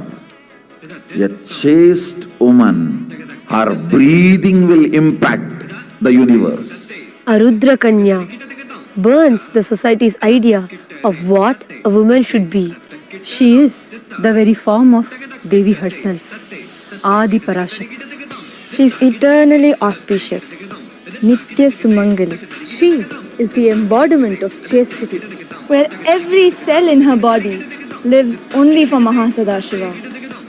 In Hindu tradition, there are beautiful sampradaya, the Rudrakanya sampradaya, the sacred strong women, sacred powerful women who are dispassionate, who have no strings attached, who are completely in the space of Vairagya, most sacred, most powerful space. This whole generation, the sampradaya of Rudrakanyas, dedicated their life for keeping the sacred science of Vedagamic tradition.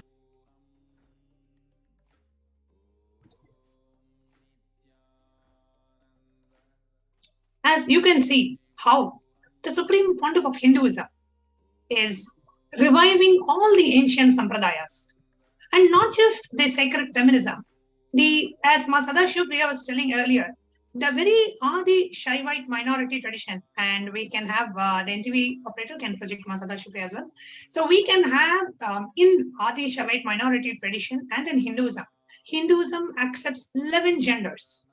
So LGBTQ plus and more, Hinduism recognizes, and the 11 genders. So everyone has a place in Hinduism. Nobody feels that they are not welcomed, or they are not a part of this tradition.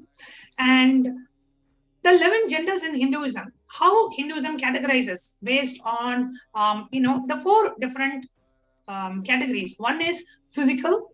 What is your physical gender? What is your physiological gender, psychological gender, and conscious gender? And the permutation combination of these 4 form the 11 genders of Hinduism. And the Supreme Pontiff of Hinduism is reviving all the 11 genders and letting the Hindus know that from the scriptures, the Supreme Pontiff of Hinduism has quoted from the Agamas, where it very clearly quotes the acceptance of 11 genders. In one of the places of the Agamas, where Paramashiva himself says that when you are applying, how Bhasma should be applied on the forehead, and it says this is how male should apply, and this is how female should apply, and this is how all the other 11 genders, all the other genders out of the 11 genders, this is how all the other genders should apply. So very clearly in the Agamas, which are the source scriptures of Hinduism, there is a reference to the 11 genders. That is why ASMT, which is one of the sects of Hinduism, is extremely progressive and at the same time extremely traditional. So progressive doesn't mean modern and untraditional. Hinduism is progressive and Hinduism is traditional, extremely traditional at the same time. So the first point that we want to share with all of you is that there are 11 genders in Hinduism. Hinduism accepts LGBTQ and all the 11 genders. And the Supreme Pontiff has declared himself to be a sannyasi and of a transcendental gender. And the very concept of transcendental gender, we wanted to give an idea. See, male is not 100% male. In him, 51% is male and 49% is female. Because that is why you'll see in many of us, right? In many females, you may see some male attributes or characteristics, the way they behave, talk. And then the men, you will see some of them are very emotional. So it is not that a person is 100% male and 100% female. No, there is 51% you are male and then 51% you are female. And the one of transcendental gender is the embodiment, Ardhanarishwara, the Paramashiva, the incarnation of Paramashiva, who is Ardhanarishwara, represents the perfect balance of male and female energies in us. So 50% male and 50% female. When the male and the female parts, the components are perfectly in balance, then you become a being of transcendental gender. That is why if you see the Supreme Pontiff of Hinduism, many a times we have seen just one half of the body will be completely radiating the divine masculine, and the other part will be radiating the divine feminine aspects of the divine. Yes, Mother Sada Shivpriya, would you like to add something to it? Yes, and not only that, how in the presence of the Supreme Pontiff of Hinduism, every single being feels connected and feels absolutely fulfilled. That is the quality where when you feel absolutely sure of yourself and your gender, you can make that happen in another person. That's a very deep, almost conscious quality of the spiritual aspects of this deep completion, which a avatar incarnation of Paramashiva can radiate through his body. And so ultimately that is what the Supreme Pontiff of Hinduism, whether it is anyone, how he could simply complete them through his presence, because of being absolutely sure of himself. Now, as Jnanatma Swami had as explained just now, in all these 4 levels of gender, how complete you are is determining what is your gender and what is the expression of your gender and the way that you interact with other genders as well, and how you relate with others, and how you're complete with your gender and your identity, your gender identity. Exactly. And so in this way, yes.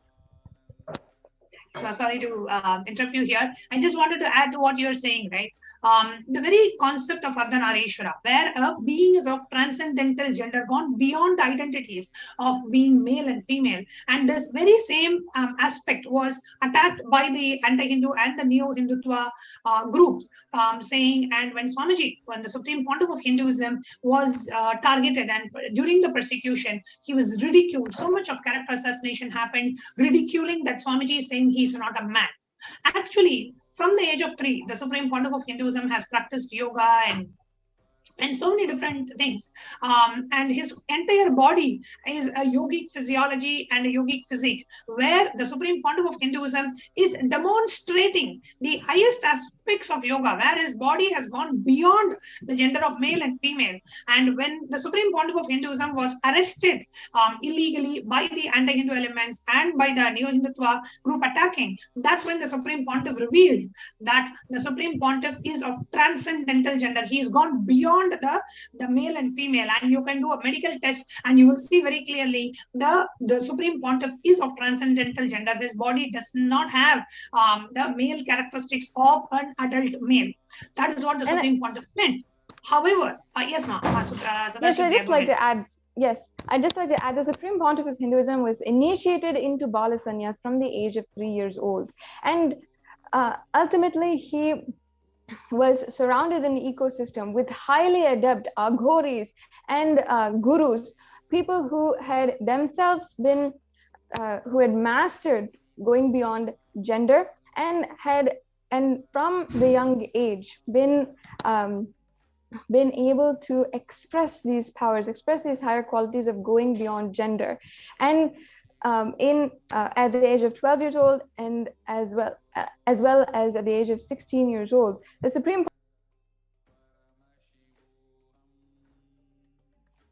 how he had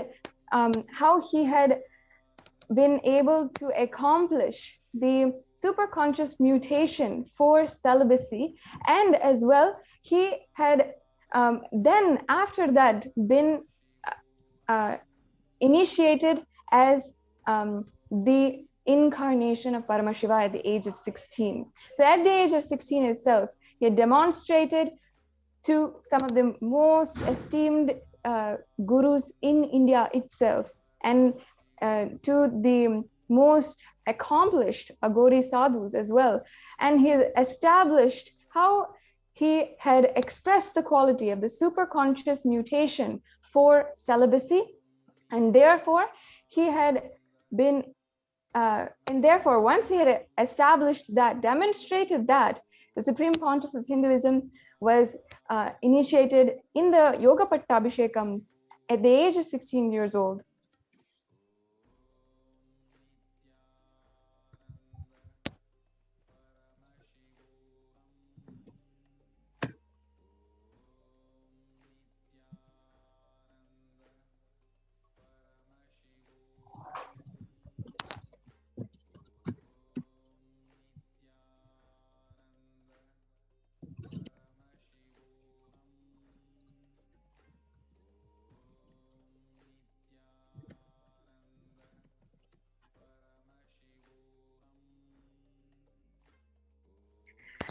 Yes, completing with all the viewers for that technical difficulty.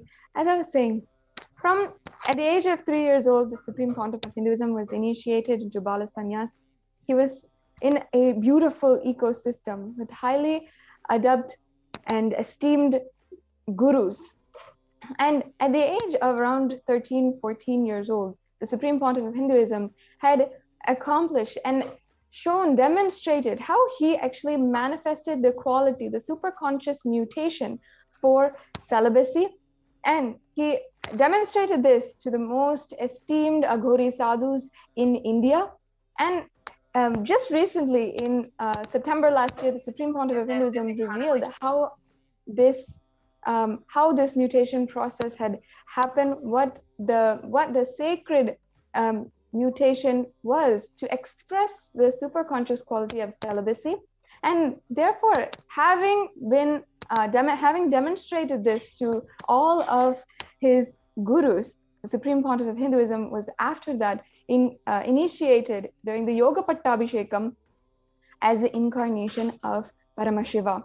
So from the age of 3 years old, and of course his happening on planet Earth himself had established that he was an incarnation and expressing the qualities beyond gender. And as Manyaatma Swami was saying, and in 2010, when the Supreme Pontiff of Hinduism was forcibly kidnapped, arrested, and then interrogated, the Supreme Pontiff of Hinduism had been interrogated, and his only answer was that he was of course not capable of what these people were alleging, and that he was not a man. But using this very statement, the media went absolutely ballistic, trying to mock, ridicule, and incite hatred in the public for the superconscious qualities and the expression of superconscious.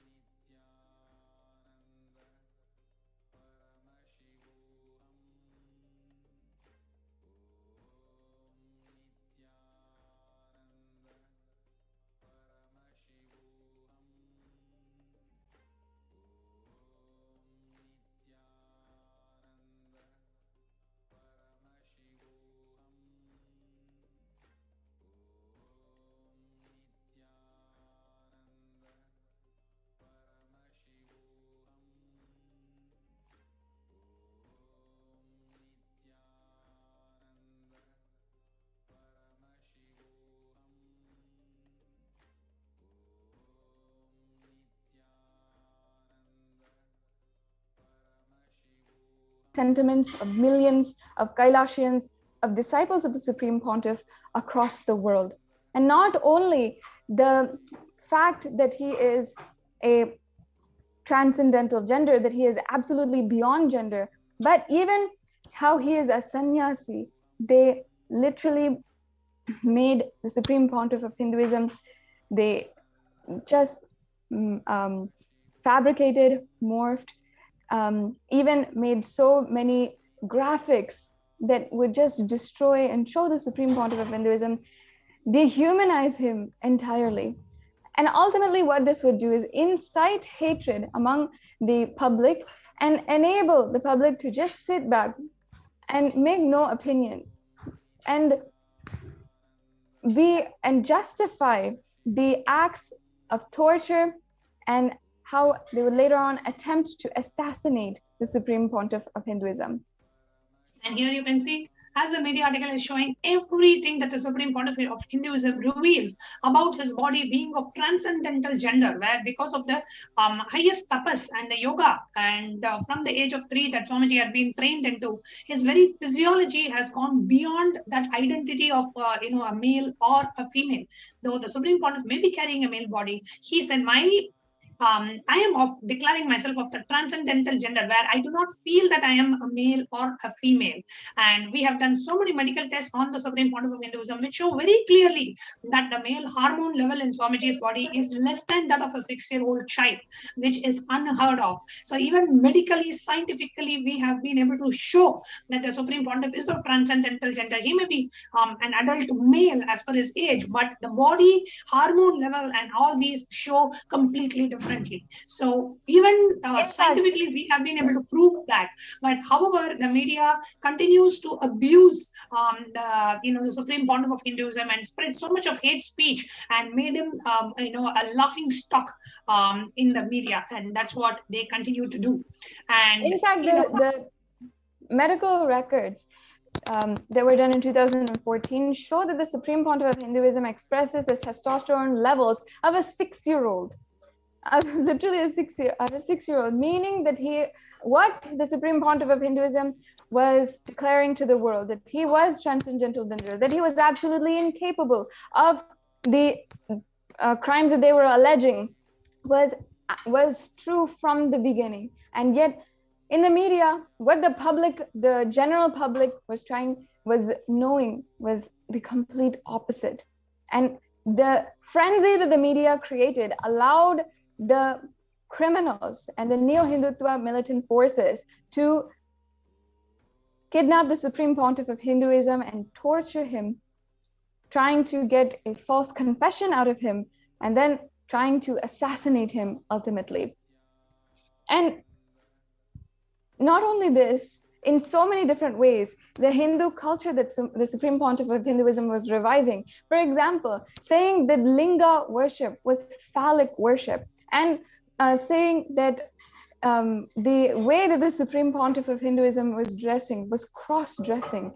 All of this is absolute crimes against Sanatana Hindu Dharma that we have not shown to the world and have not told to the world. And finally, only through today, when the UN is recognizing the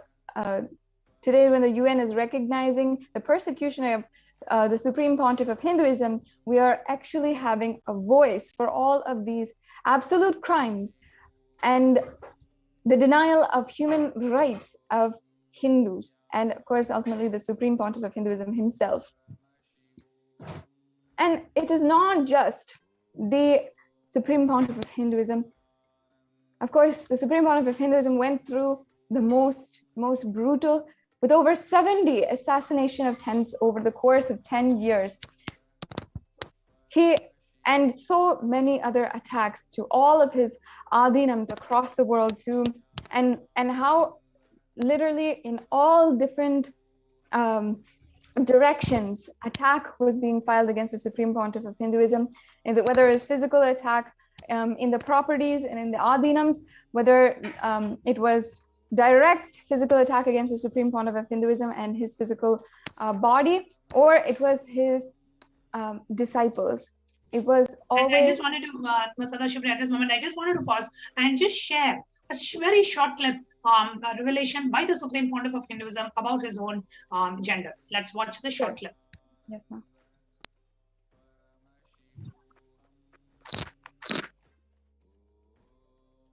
I can say 2-3 things happened permanently after enlightenment.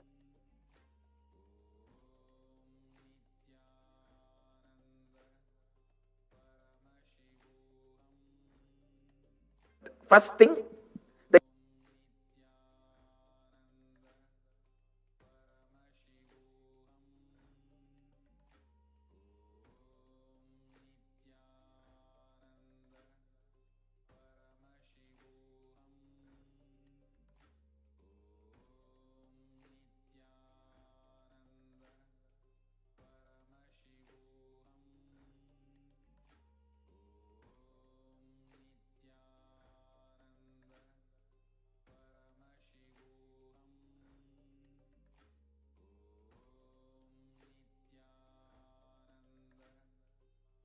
I can say 2-3 things happened permanently after enlightenment. First thing, the inner chattering is not there.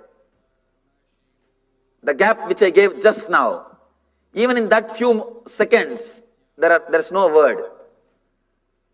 Pure space. The second thing, the idea, the boundary, the border ends here and here starts the world. That border consciousness is not there. Whenever I have to handle the body moves, the handling happens. But when I relax, again that idea is not there. That boundary feeling doesn't exist. Third thing, even though body is male body, it's too personal, but I can say, it's up to you to understand or not, I don't mind. Because Swamiji has asked, at least for Swamiji's sake, I'm sharing. Even though body is male body, the identity male or female has disappeared. The psychological identity that I am male or I am female, that doesn't exist. It is not there.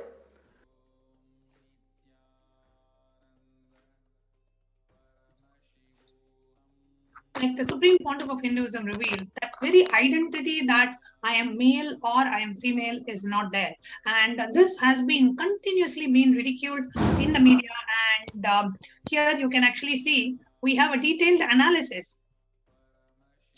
And we have published in the nithyanandatruth.org, where very clearly it shows that the Supreme Pontiff is of transcendental gender. And for those of you who are keen, you can go ahead and read this article, which is in the nithyanandatruth.org. I'll just project the article here, where it says the medical test established Paramahamsa Nithyananda is beyond sexuality. So even the medical reports and records very clearly show the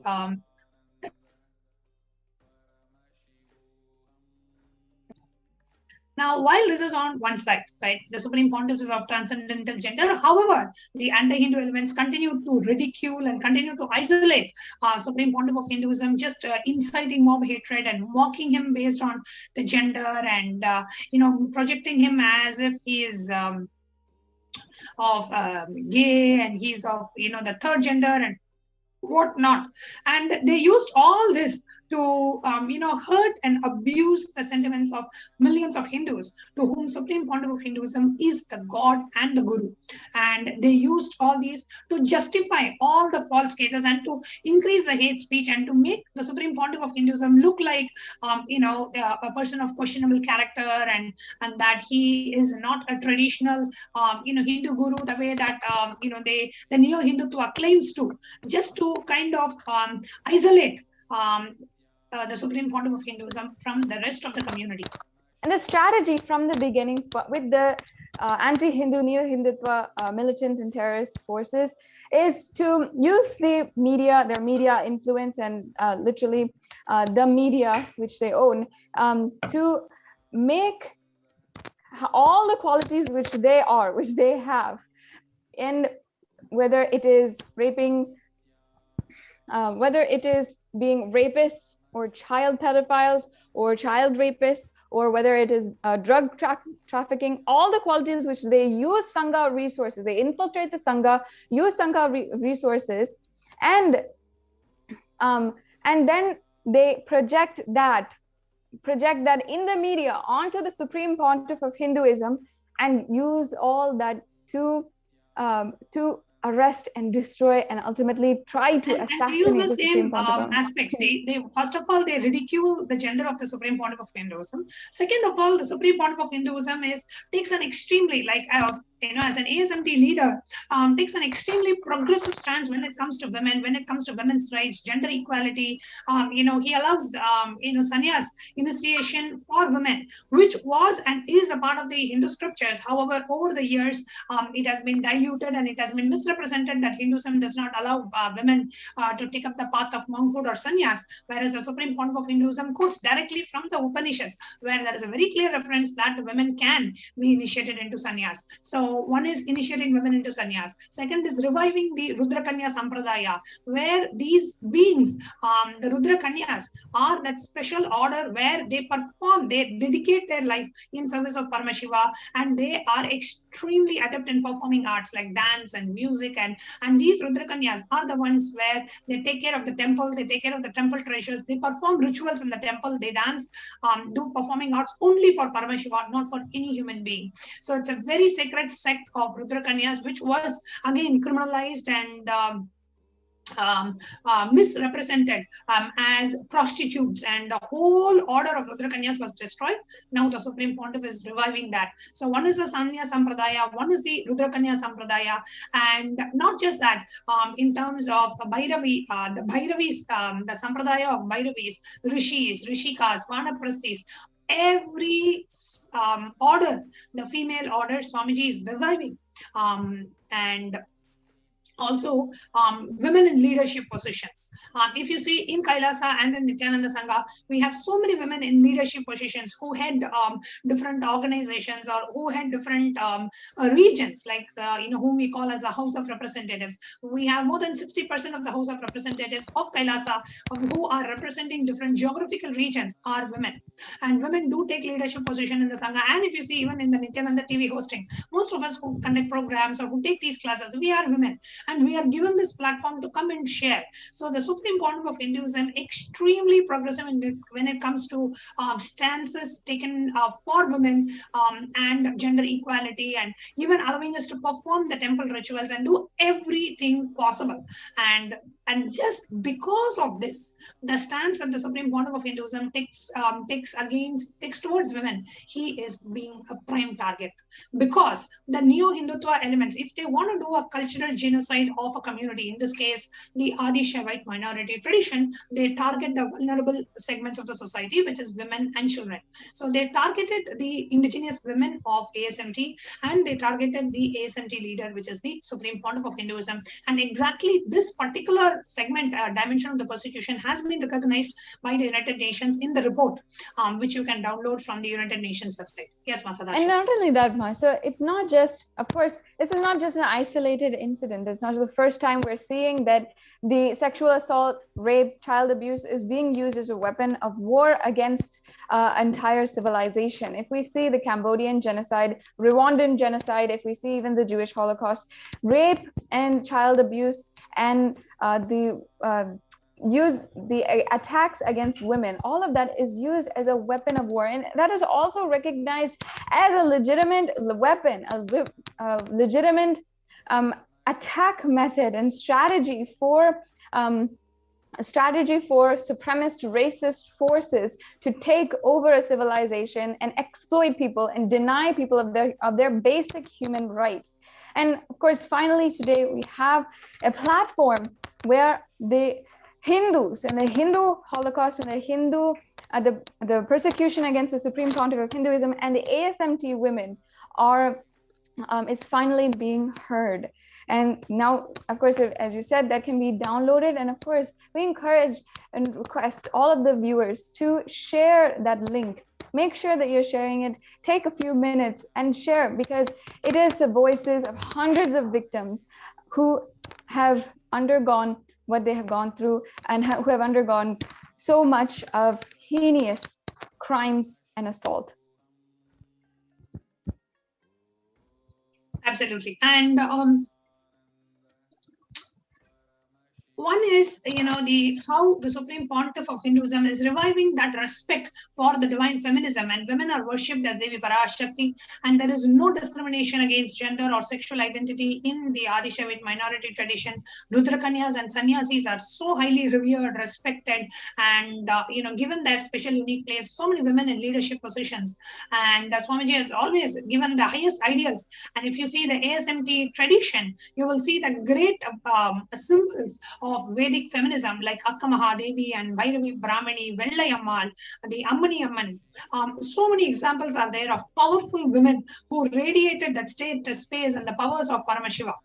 And if you see, the new Hindutva elements directly targeted, the ASMT women, the indigenous ASMT women in leadership positions. They targeted indigenous ASMT women from the marginalized sections of the society, like the Dalit community, and they targeted minor, young girls. And here I can give an example of how the neo-Hindutva gang and the anti-Hindu gang targeted Nithyananda Swami, one of the senior sannyasis of the Nithyananda order, and publishing so much of, she used to be a very successful film actress in her life before sannyas, and they publicized all sorts of hate speech against her, and even blackmailed and threatened her to file a rape case against the Supreme Pontiff of Hinduism, and they tried everything possible. And not only that, not only that, Mon, using her her status, her hard work as an actress,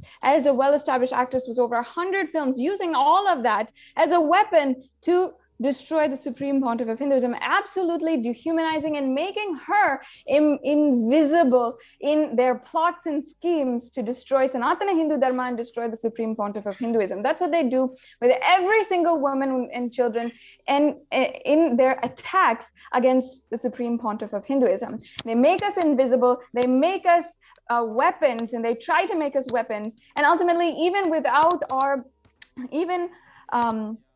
they ultimately attack us, and then they try, even without our knowledge or our consent or everything, they try to their best to make us weapons in their plots and schemes, their conspiracies against the Supreme Pontiff of Hinduism. And that is the truth of what is happening in the media. In the media over the last decade, they've used women specifically to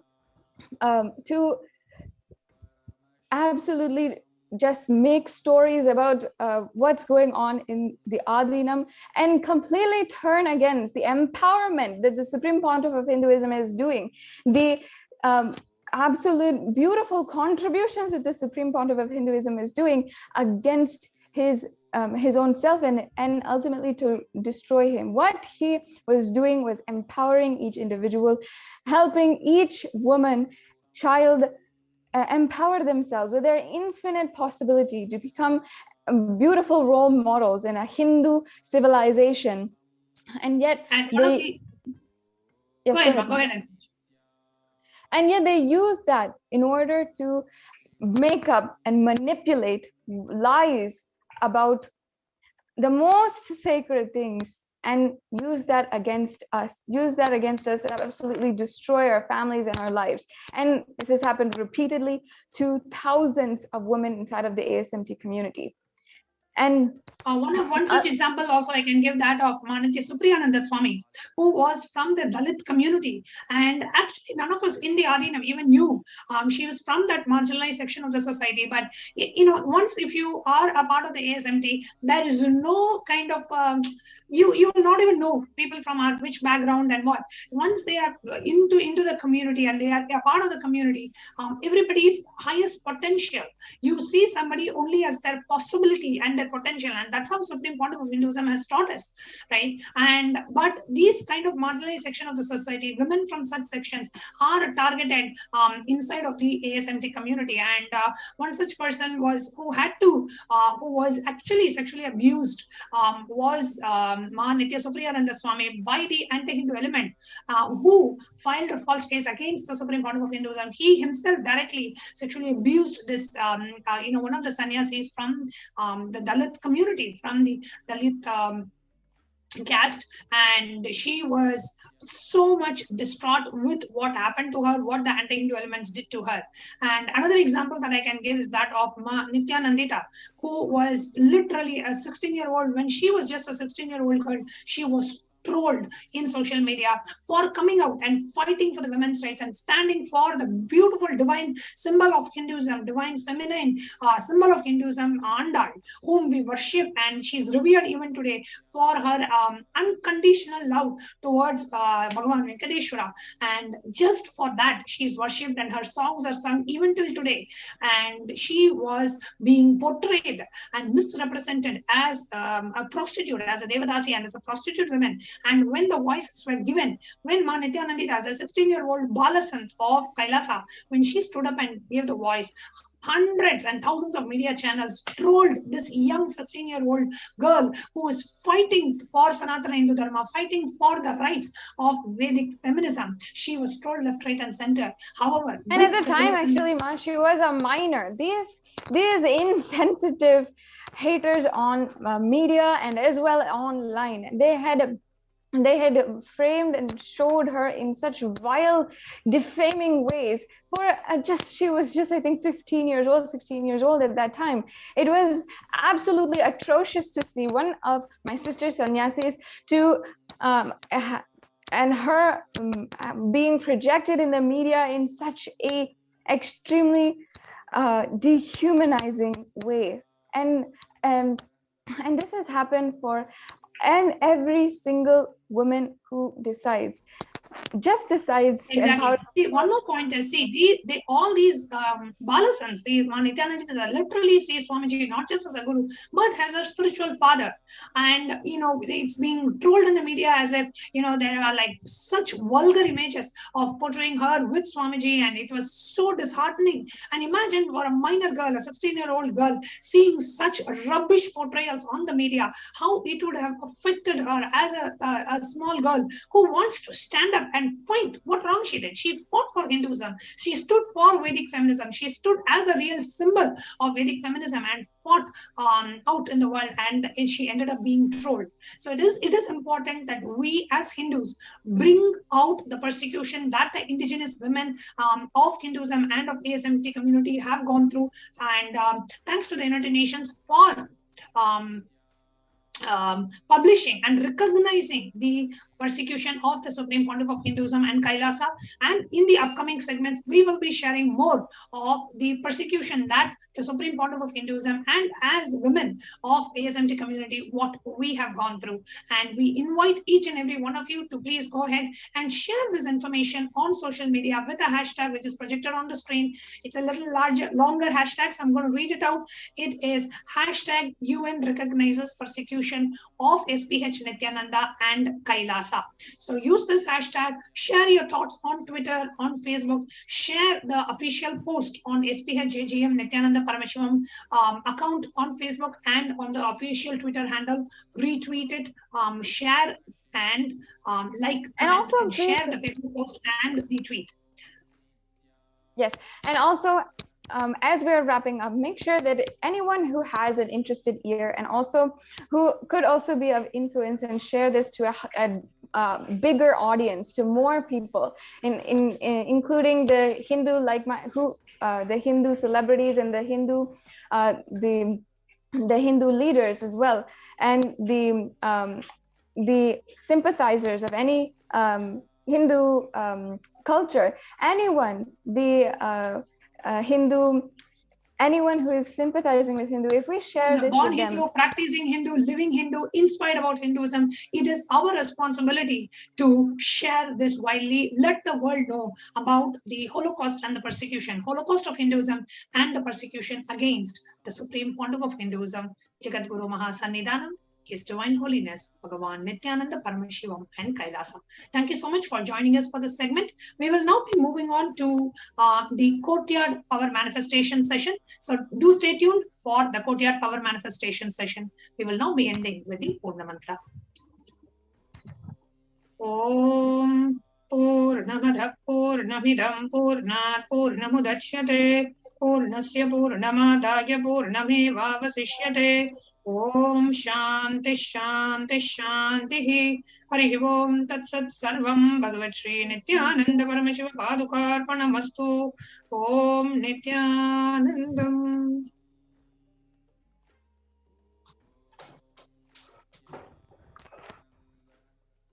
Paramashivoham. Om Nithyananda Paramashivoham.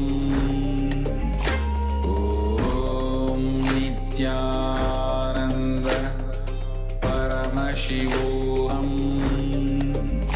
Om Nithyananda Paramashivoham.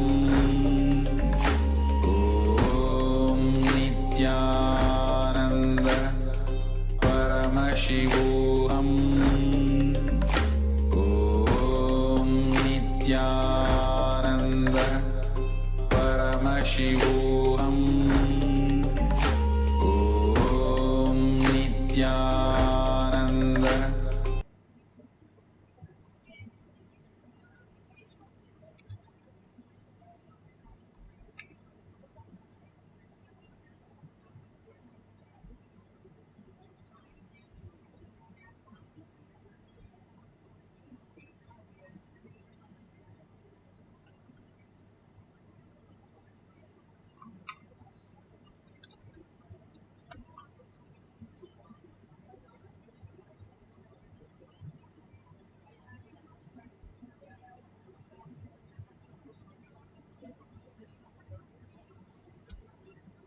Let's start with the Sadguru Vandanam. Nithyanandam Paramasukhanam Kevalam Jnanamurtim Dvandvatitam Gaganasadasham Tattvamasya Lakshmyam Ekam Nityam Vimalamachalam Sarvadi Sakshi Bhutam Bhavatitam Trigunarahitam Sadgurum Tam Namami. Let's go through the disclaimers.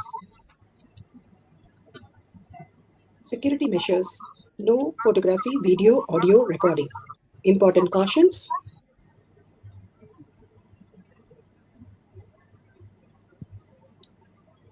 Please be aware of the important cautions.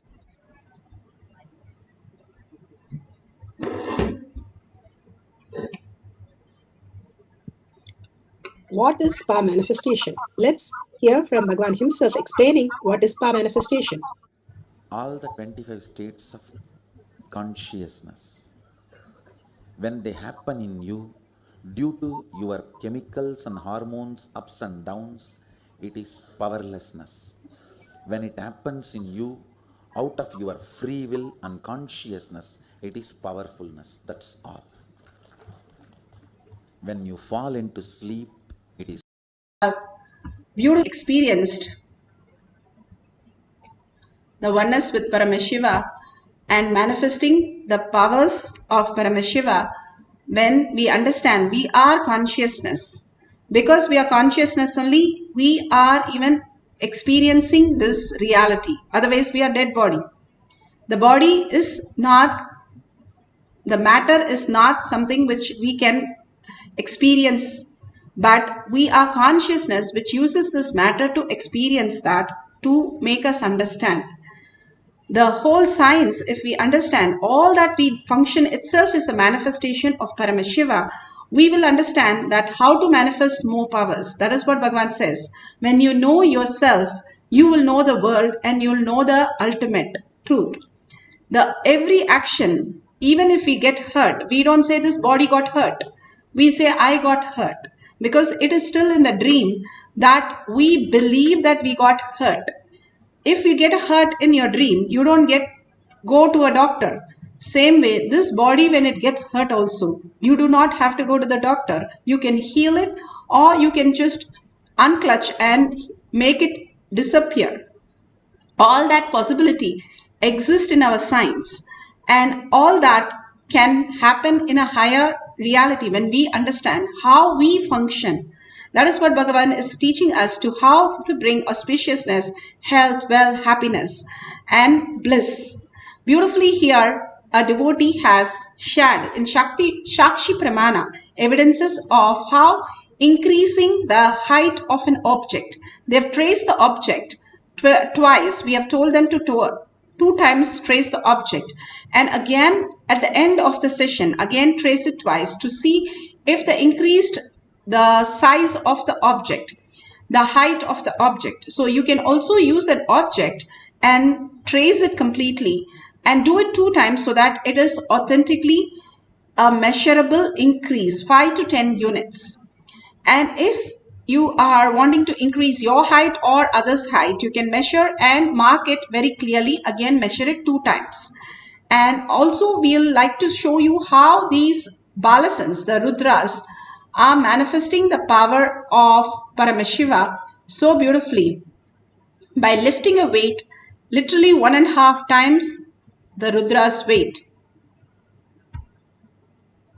And you will be seeing, as you can see, he is 54.1 kgs. So 54 kgs. And on the bar, as I mentioned earlier, I got a little excited talking about this, is 115 kgs. And just to put this into perspective, I actually haven't lifted this weight in over 3 years. So what he's going to be doing is something I haven't trained and done in 3 years. And so I'm excited to see this. What he'll be comparing us up against, and again, this is very logical and there's a lot of numbers involved.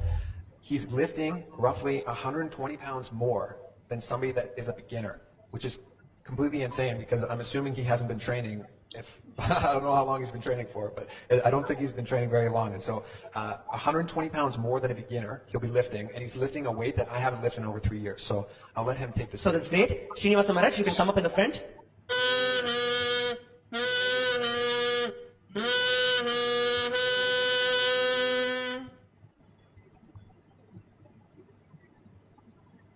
You can see Srinivasa Maharaj is getting into the position.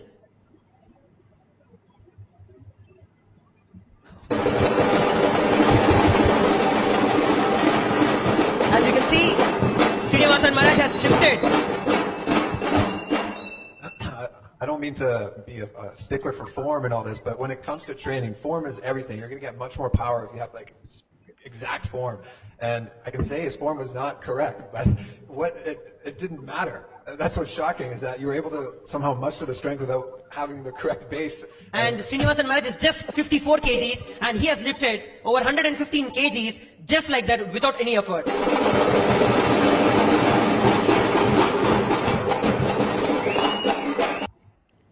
Setting up the camera for increasing the height. You can set up the camera. If you have Jnananjan in your Kantamala, you can apply in your third eye and your temples. And a measuring scale, making sure you are measuring the object beautiful. And you can have a small object or dumbbell or anything that you would like to increase the height of the object. You can increase your height also, Mahima power. How beautifully Hanuman increased his height and flew across the ocean by just Ramanama. He understood the science. Hanuman, when he first met Rama, he questions Rama in 9 grammar form. In Palnini, how the Sanskrit grammar has 9 forms, and he was playing with all those with Rama, questioning him even the basic questions to see what kind of a person Rama is. And it's not that Hanuman came and he melted in Rama. Actually, when Hanuman came, Rama melted in Hanuman. That's how the whole thing started.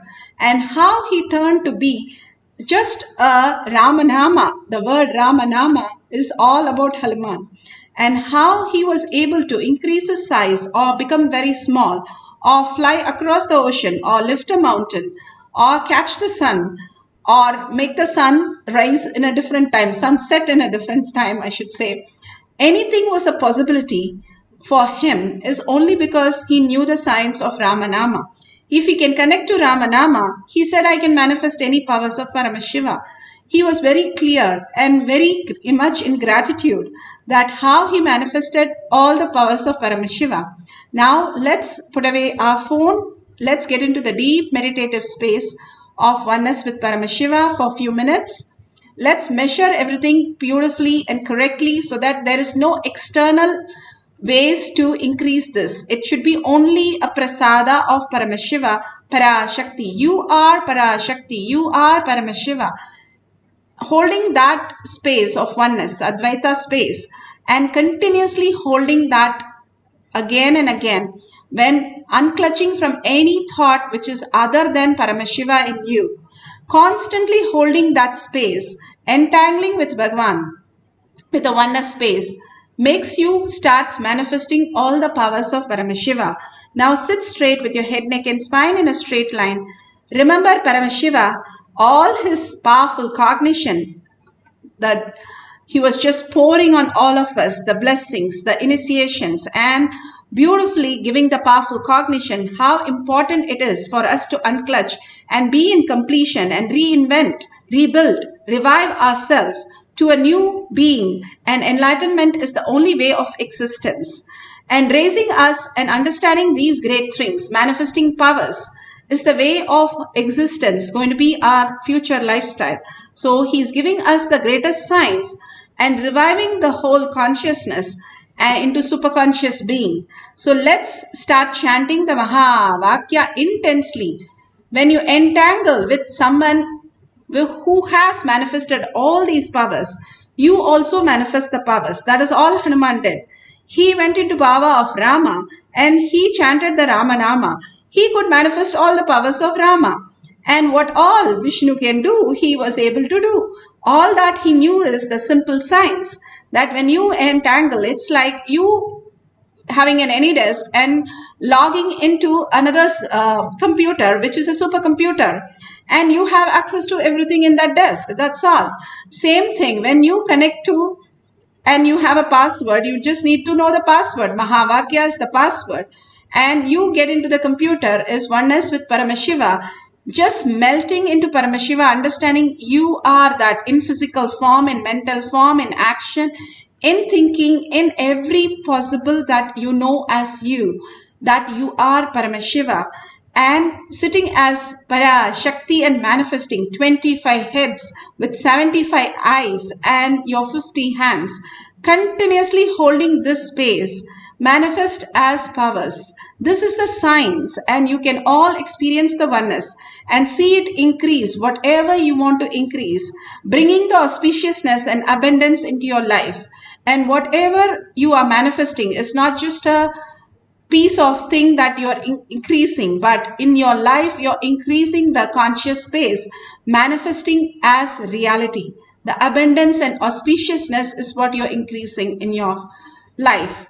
So let's start chanting the Mahavakya, whole being vibrating with the Mahavakya, bringing the thoughts to zero and entangling with Bhagavan. The mirror neurons in Bhagavan starts mirroring in you, where the manifestation happens. Whatever powers he can manifest, you can also start manifesting in that Shakti Pada. Your Bhava is very important to trigger this whole science into reality.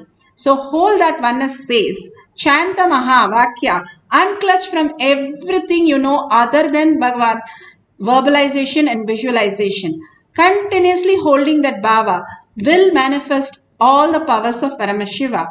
Continuously chant the Mahavakya, and at the end of the Mahavakya, when I stop it, you can measure again couple of times and make it authentically that it has increased, and you can share with the world. Now let's start experiencing the Ashtamaha Shakti and power of increasing the height by chanting the Mahavakya and entangling with Bhagavan. Let's get into the deep meditation. Nithyananda Paramashivam. Om Nithyananda Paramashivam. Om Nithyananda Paramashivam. Om Nithyananda Paramashivam. Om Nithyananda Paramashivam. Om Nithyananda Paramashivam. Om Nithyananda Paramashivam. Om Nithyananda Paramashivam.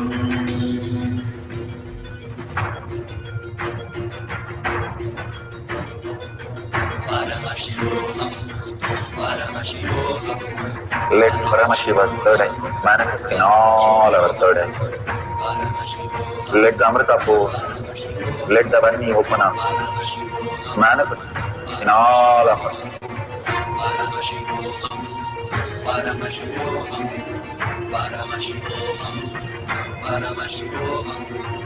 Let Paramashiva overflow, manifest the powers in all our third eyes. Om Nithyananda Paramashivam. Om Nithyananda Paramashivam. Om Nithyananda Paramashivam. Om Nithyananda Paramashivam. Om Nithyananda Paramashivam. Om Nithyananda Paramashivam. Om Nithyananda Paramashivam. Om Nithyananda Paramashivam. Om Nithyananda Paramashivam. Om Nithyananda Paramashivam. Om Nithyananda Paramashivam.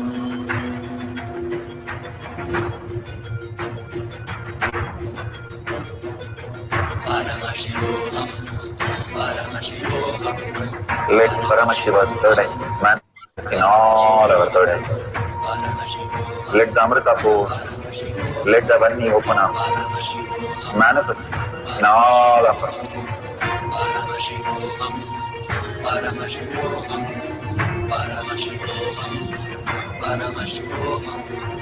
Let Paramashiva overflow, manifest the powers in all our third eyes. Om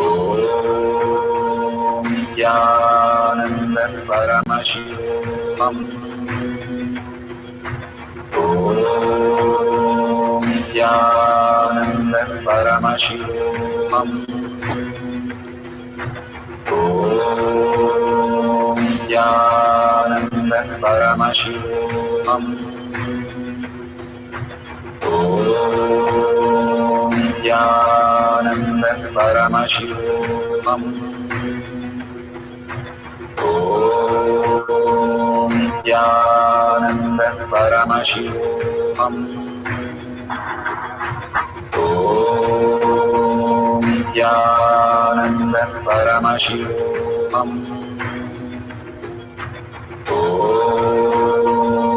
Nithyananda Paramashivam. Om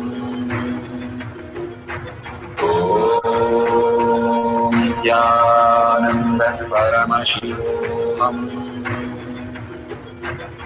Nithyananda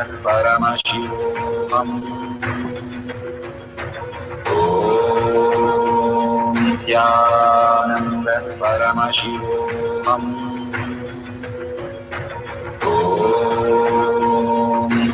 Nithyananda Paramashivam. Om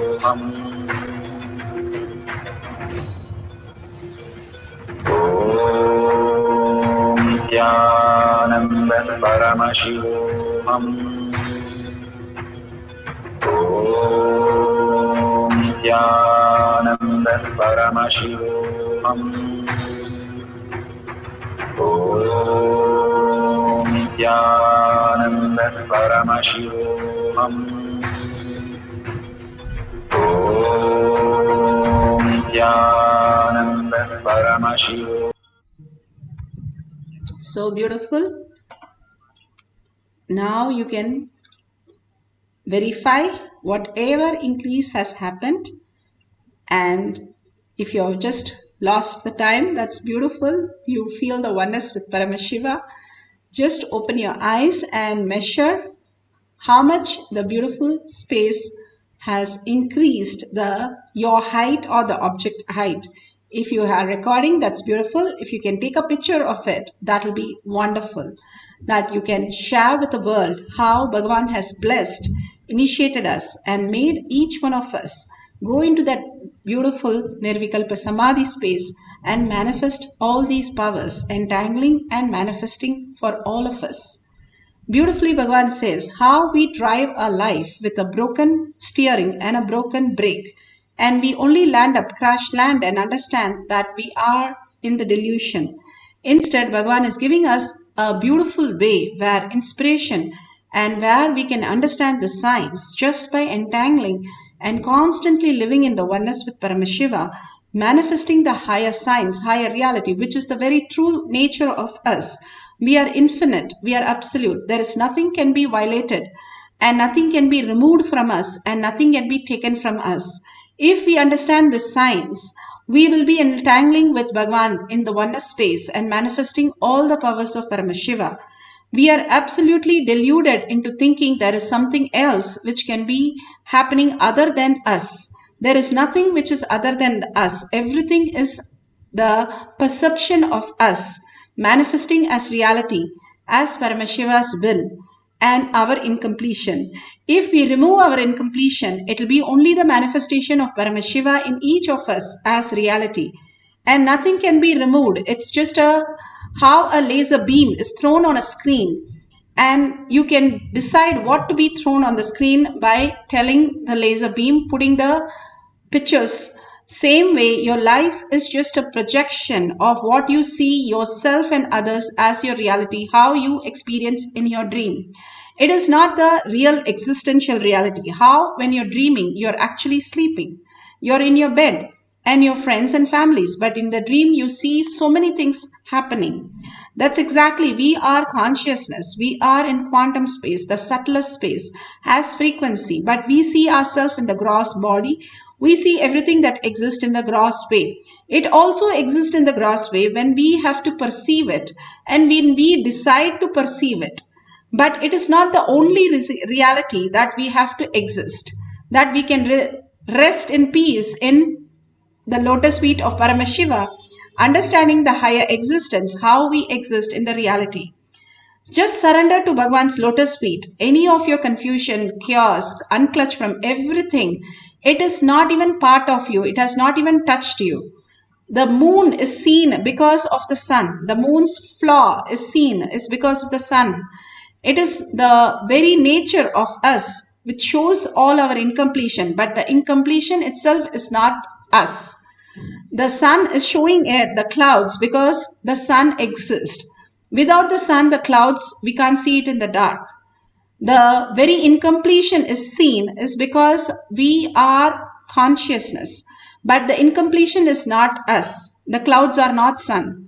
We understand this greater science and unclutch completely, bringing so much of completion and cognitive shift will make you manifest the higher science, higher reality.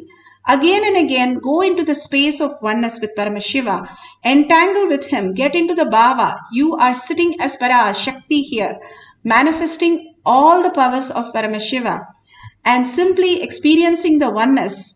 Again and again, go deeper by chanting loudly. We'll have one more cycle. If you've already measured, you got your result, you can share it in the Facebook or YouTube, wherever you are. That will be wonderful for others and yourself to experience more oneness. And please go ahead, we can have one more cycle. Please go ahead and measure whatever you want to increase the height. And let's sit into the deep meditation. How many minutes does it take to stand up and walk or talk or eat? We mirrored all this to learn all this science. Same thing, manifesting powers is also very simple. It takes 3 seconds, Bhagavan says. So in few minutes, we can experience the ultimate that we are also Paramashiva. And we are Paramashiva. We are also the body which can manifest the Paramashiva space in us. So let's start chanting. Sit straight, put away your gadget for a few minutes and start chanting the Maha Vakya. Get into the bhava. How Ravana says, when I get into the bhava of Rama, even I cannot have lust. Same way, when you get into the bhava of Paramashiva, you cannot stop manifesting powers. He simply manifests every time, everything and everywhere. So you will also be manifesting all the powers when you get into the bhava, the beautiful Shakti Pada with oneness with Paramashiva. And chant the Mahavakya that you are listening, you're chanting deeply till it becomes a japa. And that raises your frequency, puts you into the no thought zone and experience the mirroring neurons to reflect in your life. This is a science. When we start doing it again and again and again in such a beautiful large number of group of people, simply it will become easy as a reality. And we can experience the oneness with Paramashiva more and more and more. And that beautiful space, the nectar, the whole space that Bhagavan said, you become the Kalpatru, that you are auspiciousness and abundance can be experienced, each one of you can experience, and we'll fall into such a deep gratitude that whatever he's showering on us. And let's start chanting the Mahavakya to experience the oneness with Paramashiva and manifest the powers of Ashtamaha Shakti. Nithyananda Paramashivam. Nithyananda Paramashivam.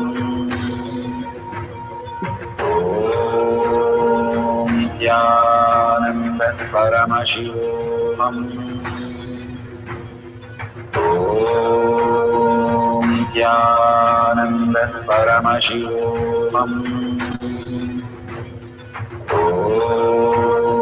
Nithyananda Paramashivam.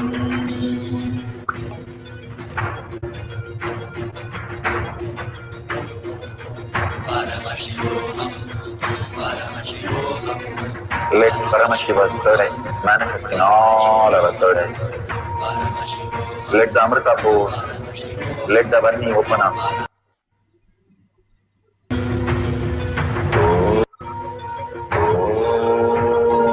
Nithyananda Paramashivam. Nithyananda Paramashivam. Nithyananda Paramashivam. Nithyananda Paramashivam.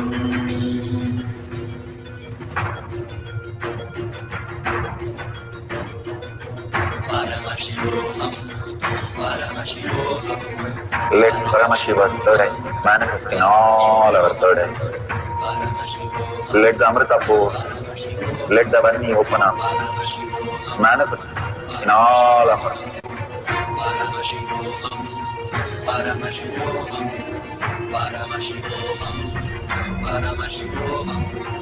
Let Paramashiva overflow, manifest the powers in all our third eyes.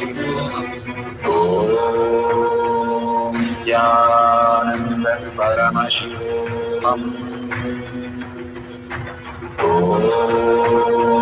Nithyananda Paramashivam. Om Nithyananda Paramashivam. Om Nithyananda Paramashivam. Om Nithyananda Paramashivam. Om Nithyananda Paramashivam. Om Nithyananda Paramashivam.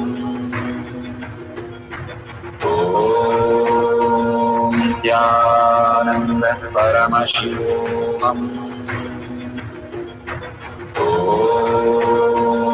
Nithyananda Paramashivam. Om Nithyananda Paramashivam. Om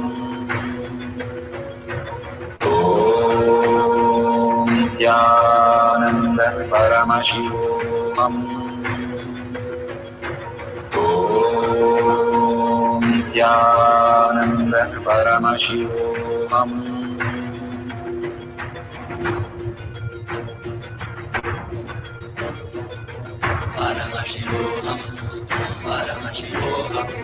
Let Paramashiva's third eye manifest in all our third eyes. Let the Amrita pour, let the Varni open up, manifest in all of us.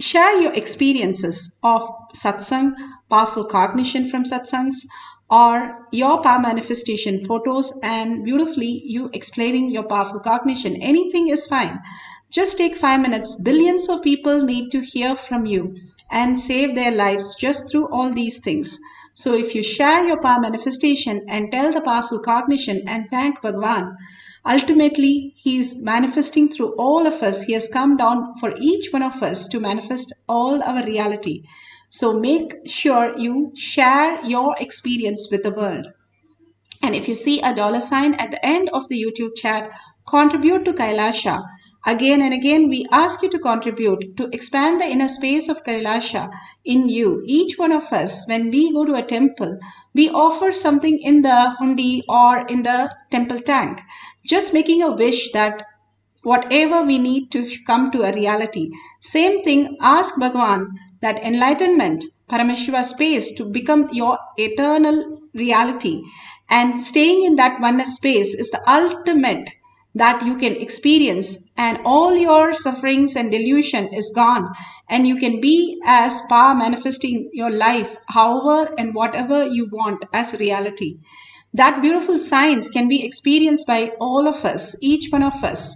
So please thank Bhagwan and ask in deep gratitude to manifest Paramashiva as your reality. Now let's surrender all this powerful cognition and power manifestation to Bhagwan's lotus feet and thank Bhagwan from your deepest space, and thank each one of you to be here to manifest these powers of Paramashiva today. As Bhagwan said, power manifestation is the ultimate way to experience the oneness and manifest your superconscious space. So let's thank Bhagwan and end this session with a Purna Mantra. Om Purnamada Purnamidam Purna Purnamudashyate Purnasya Purnamataya Purnameva Vashishyate.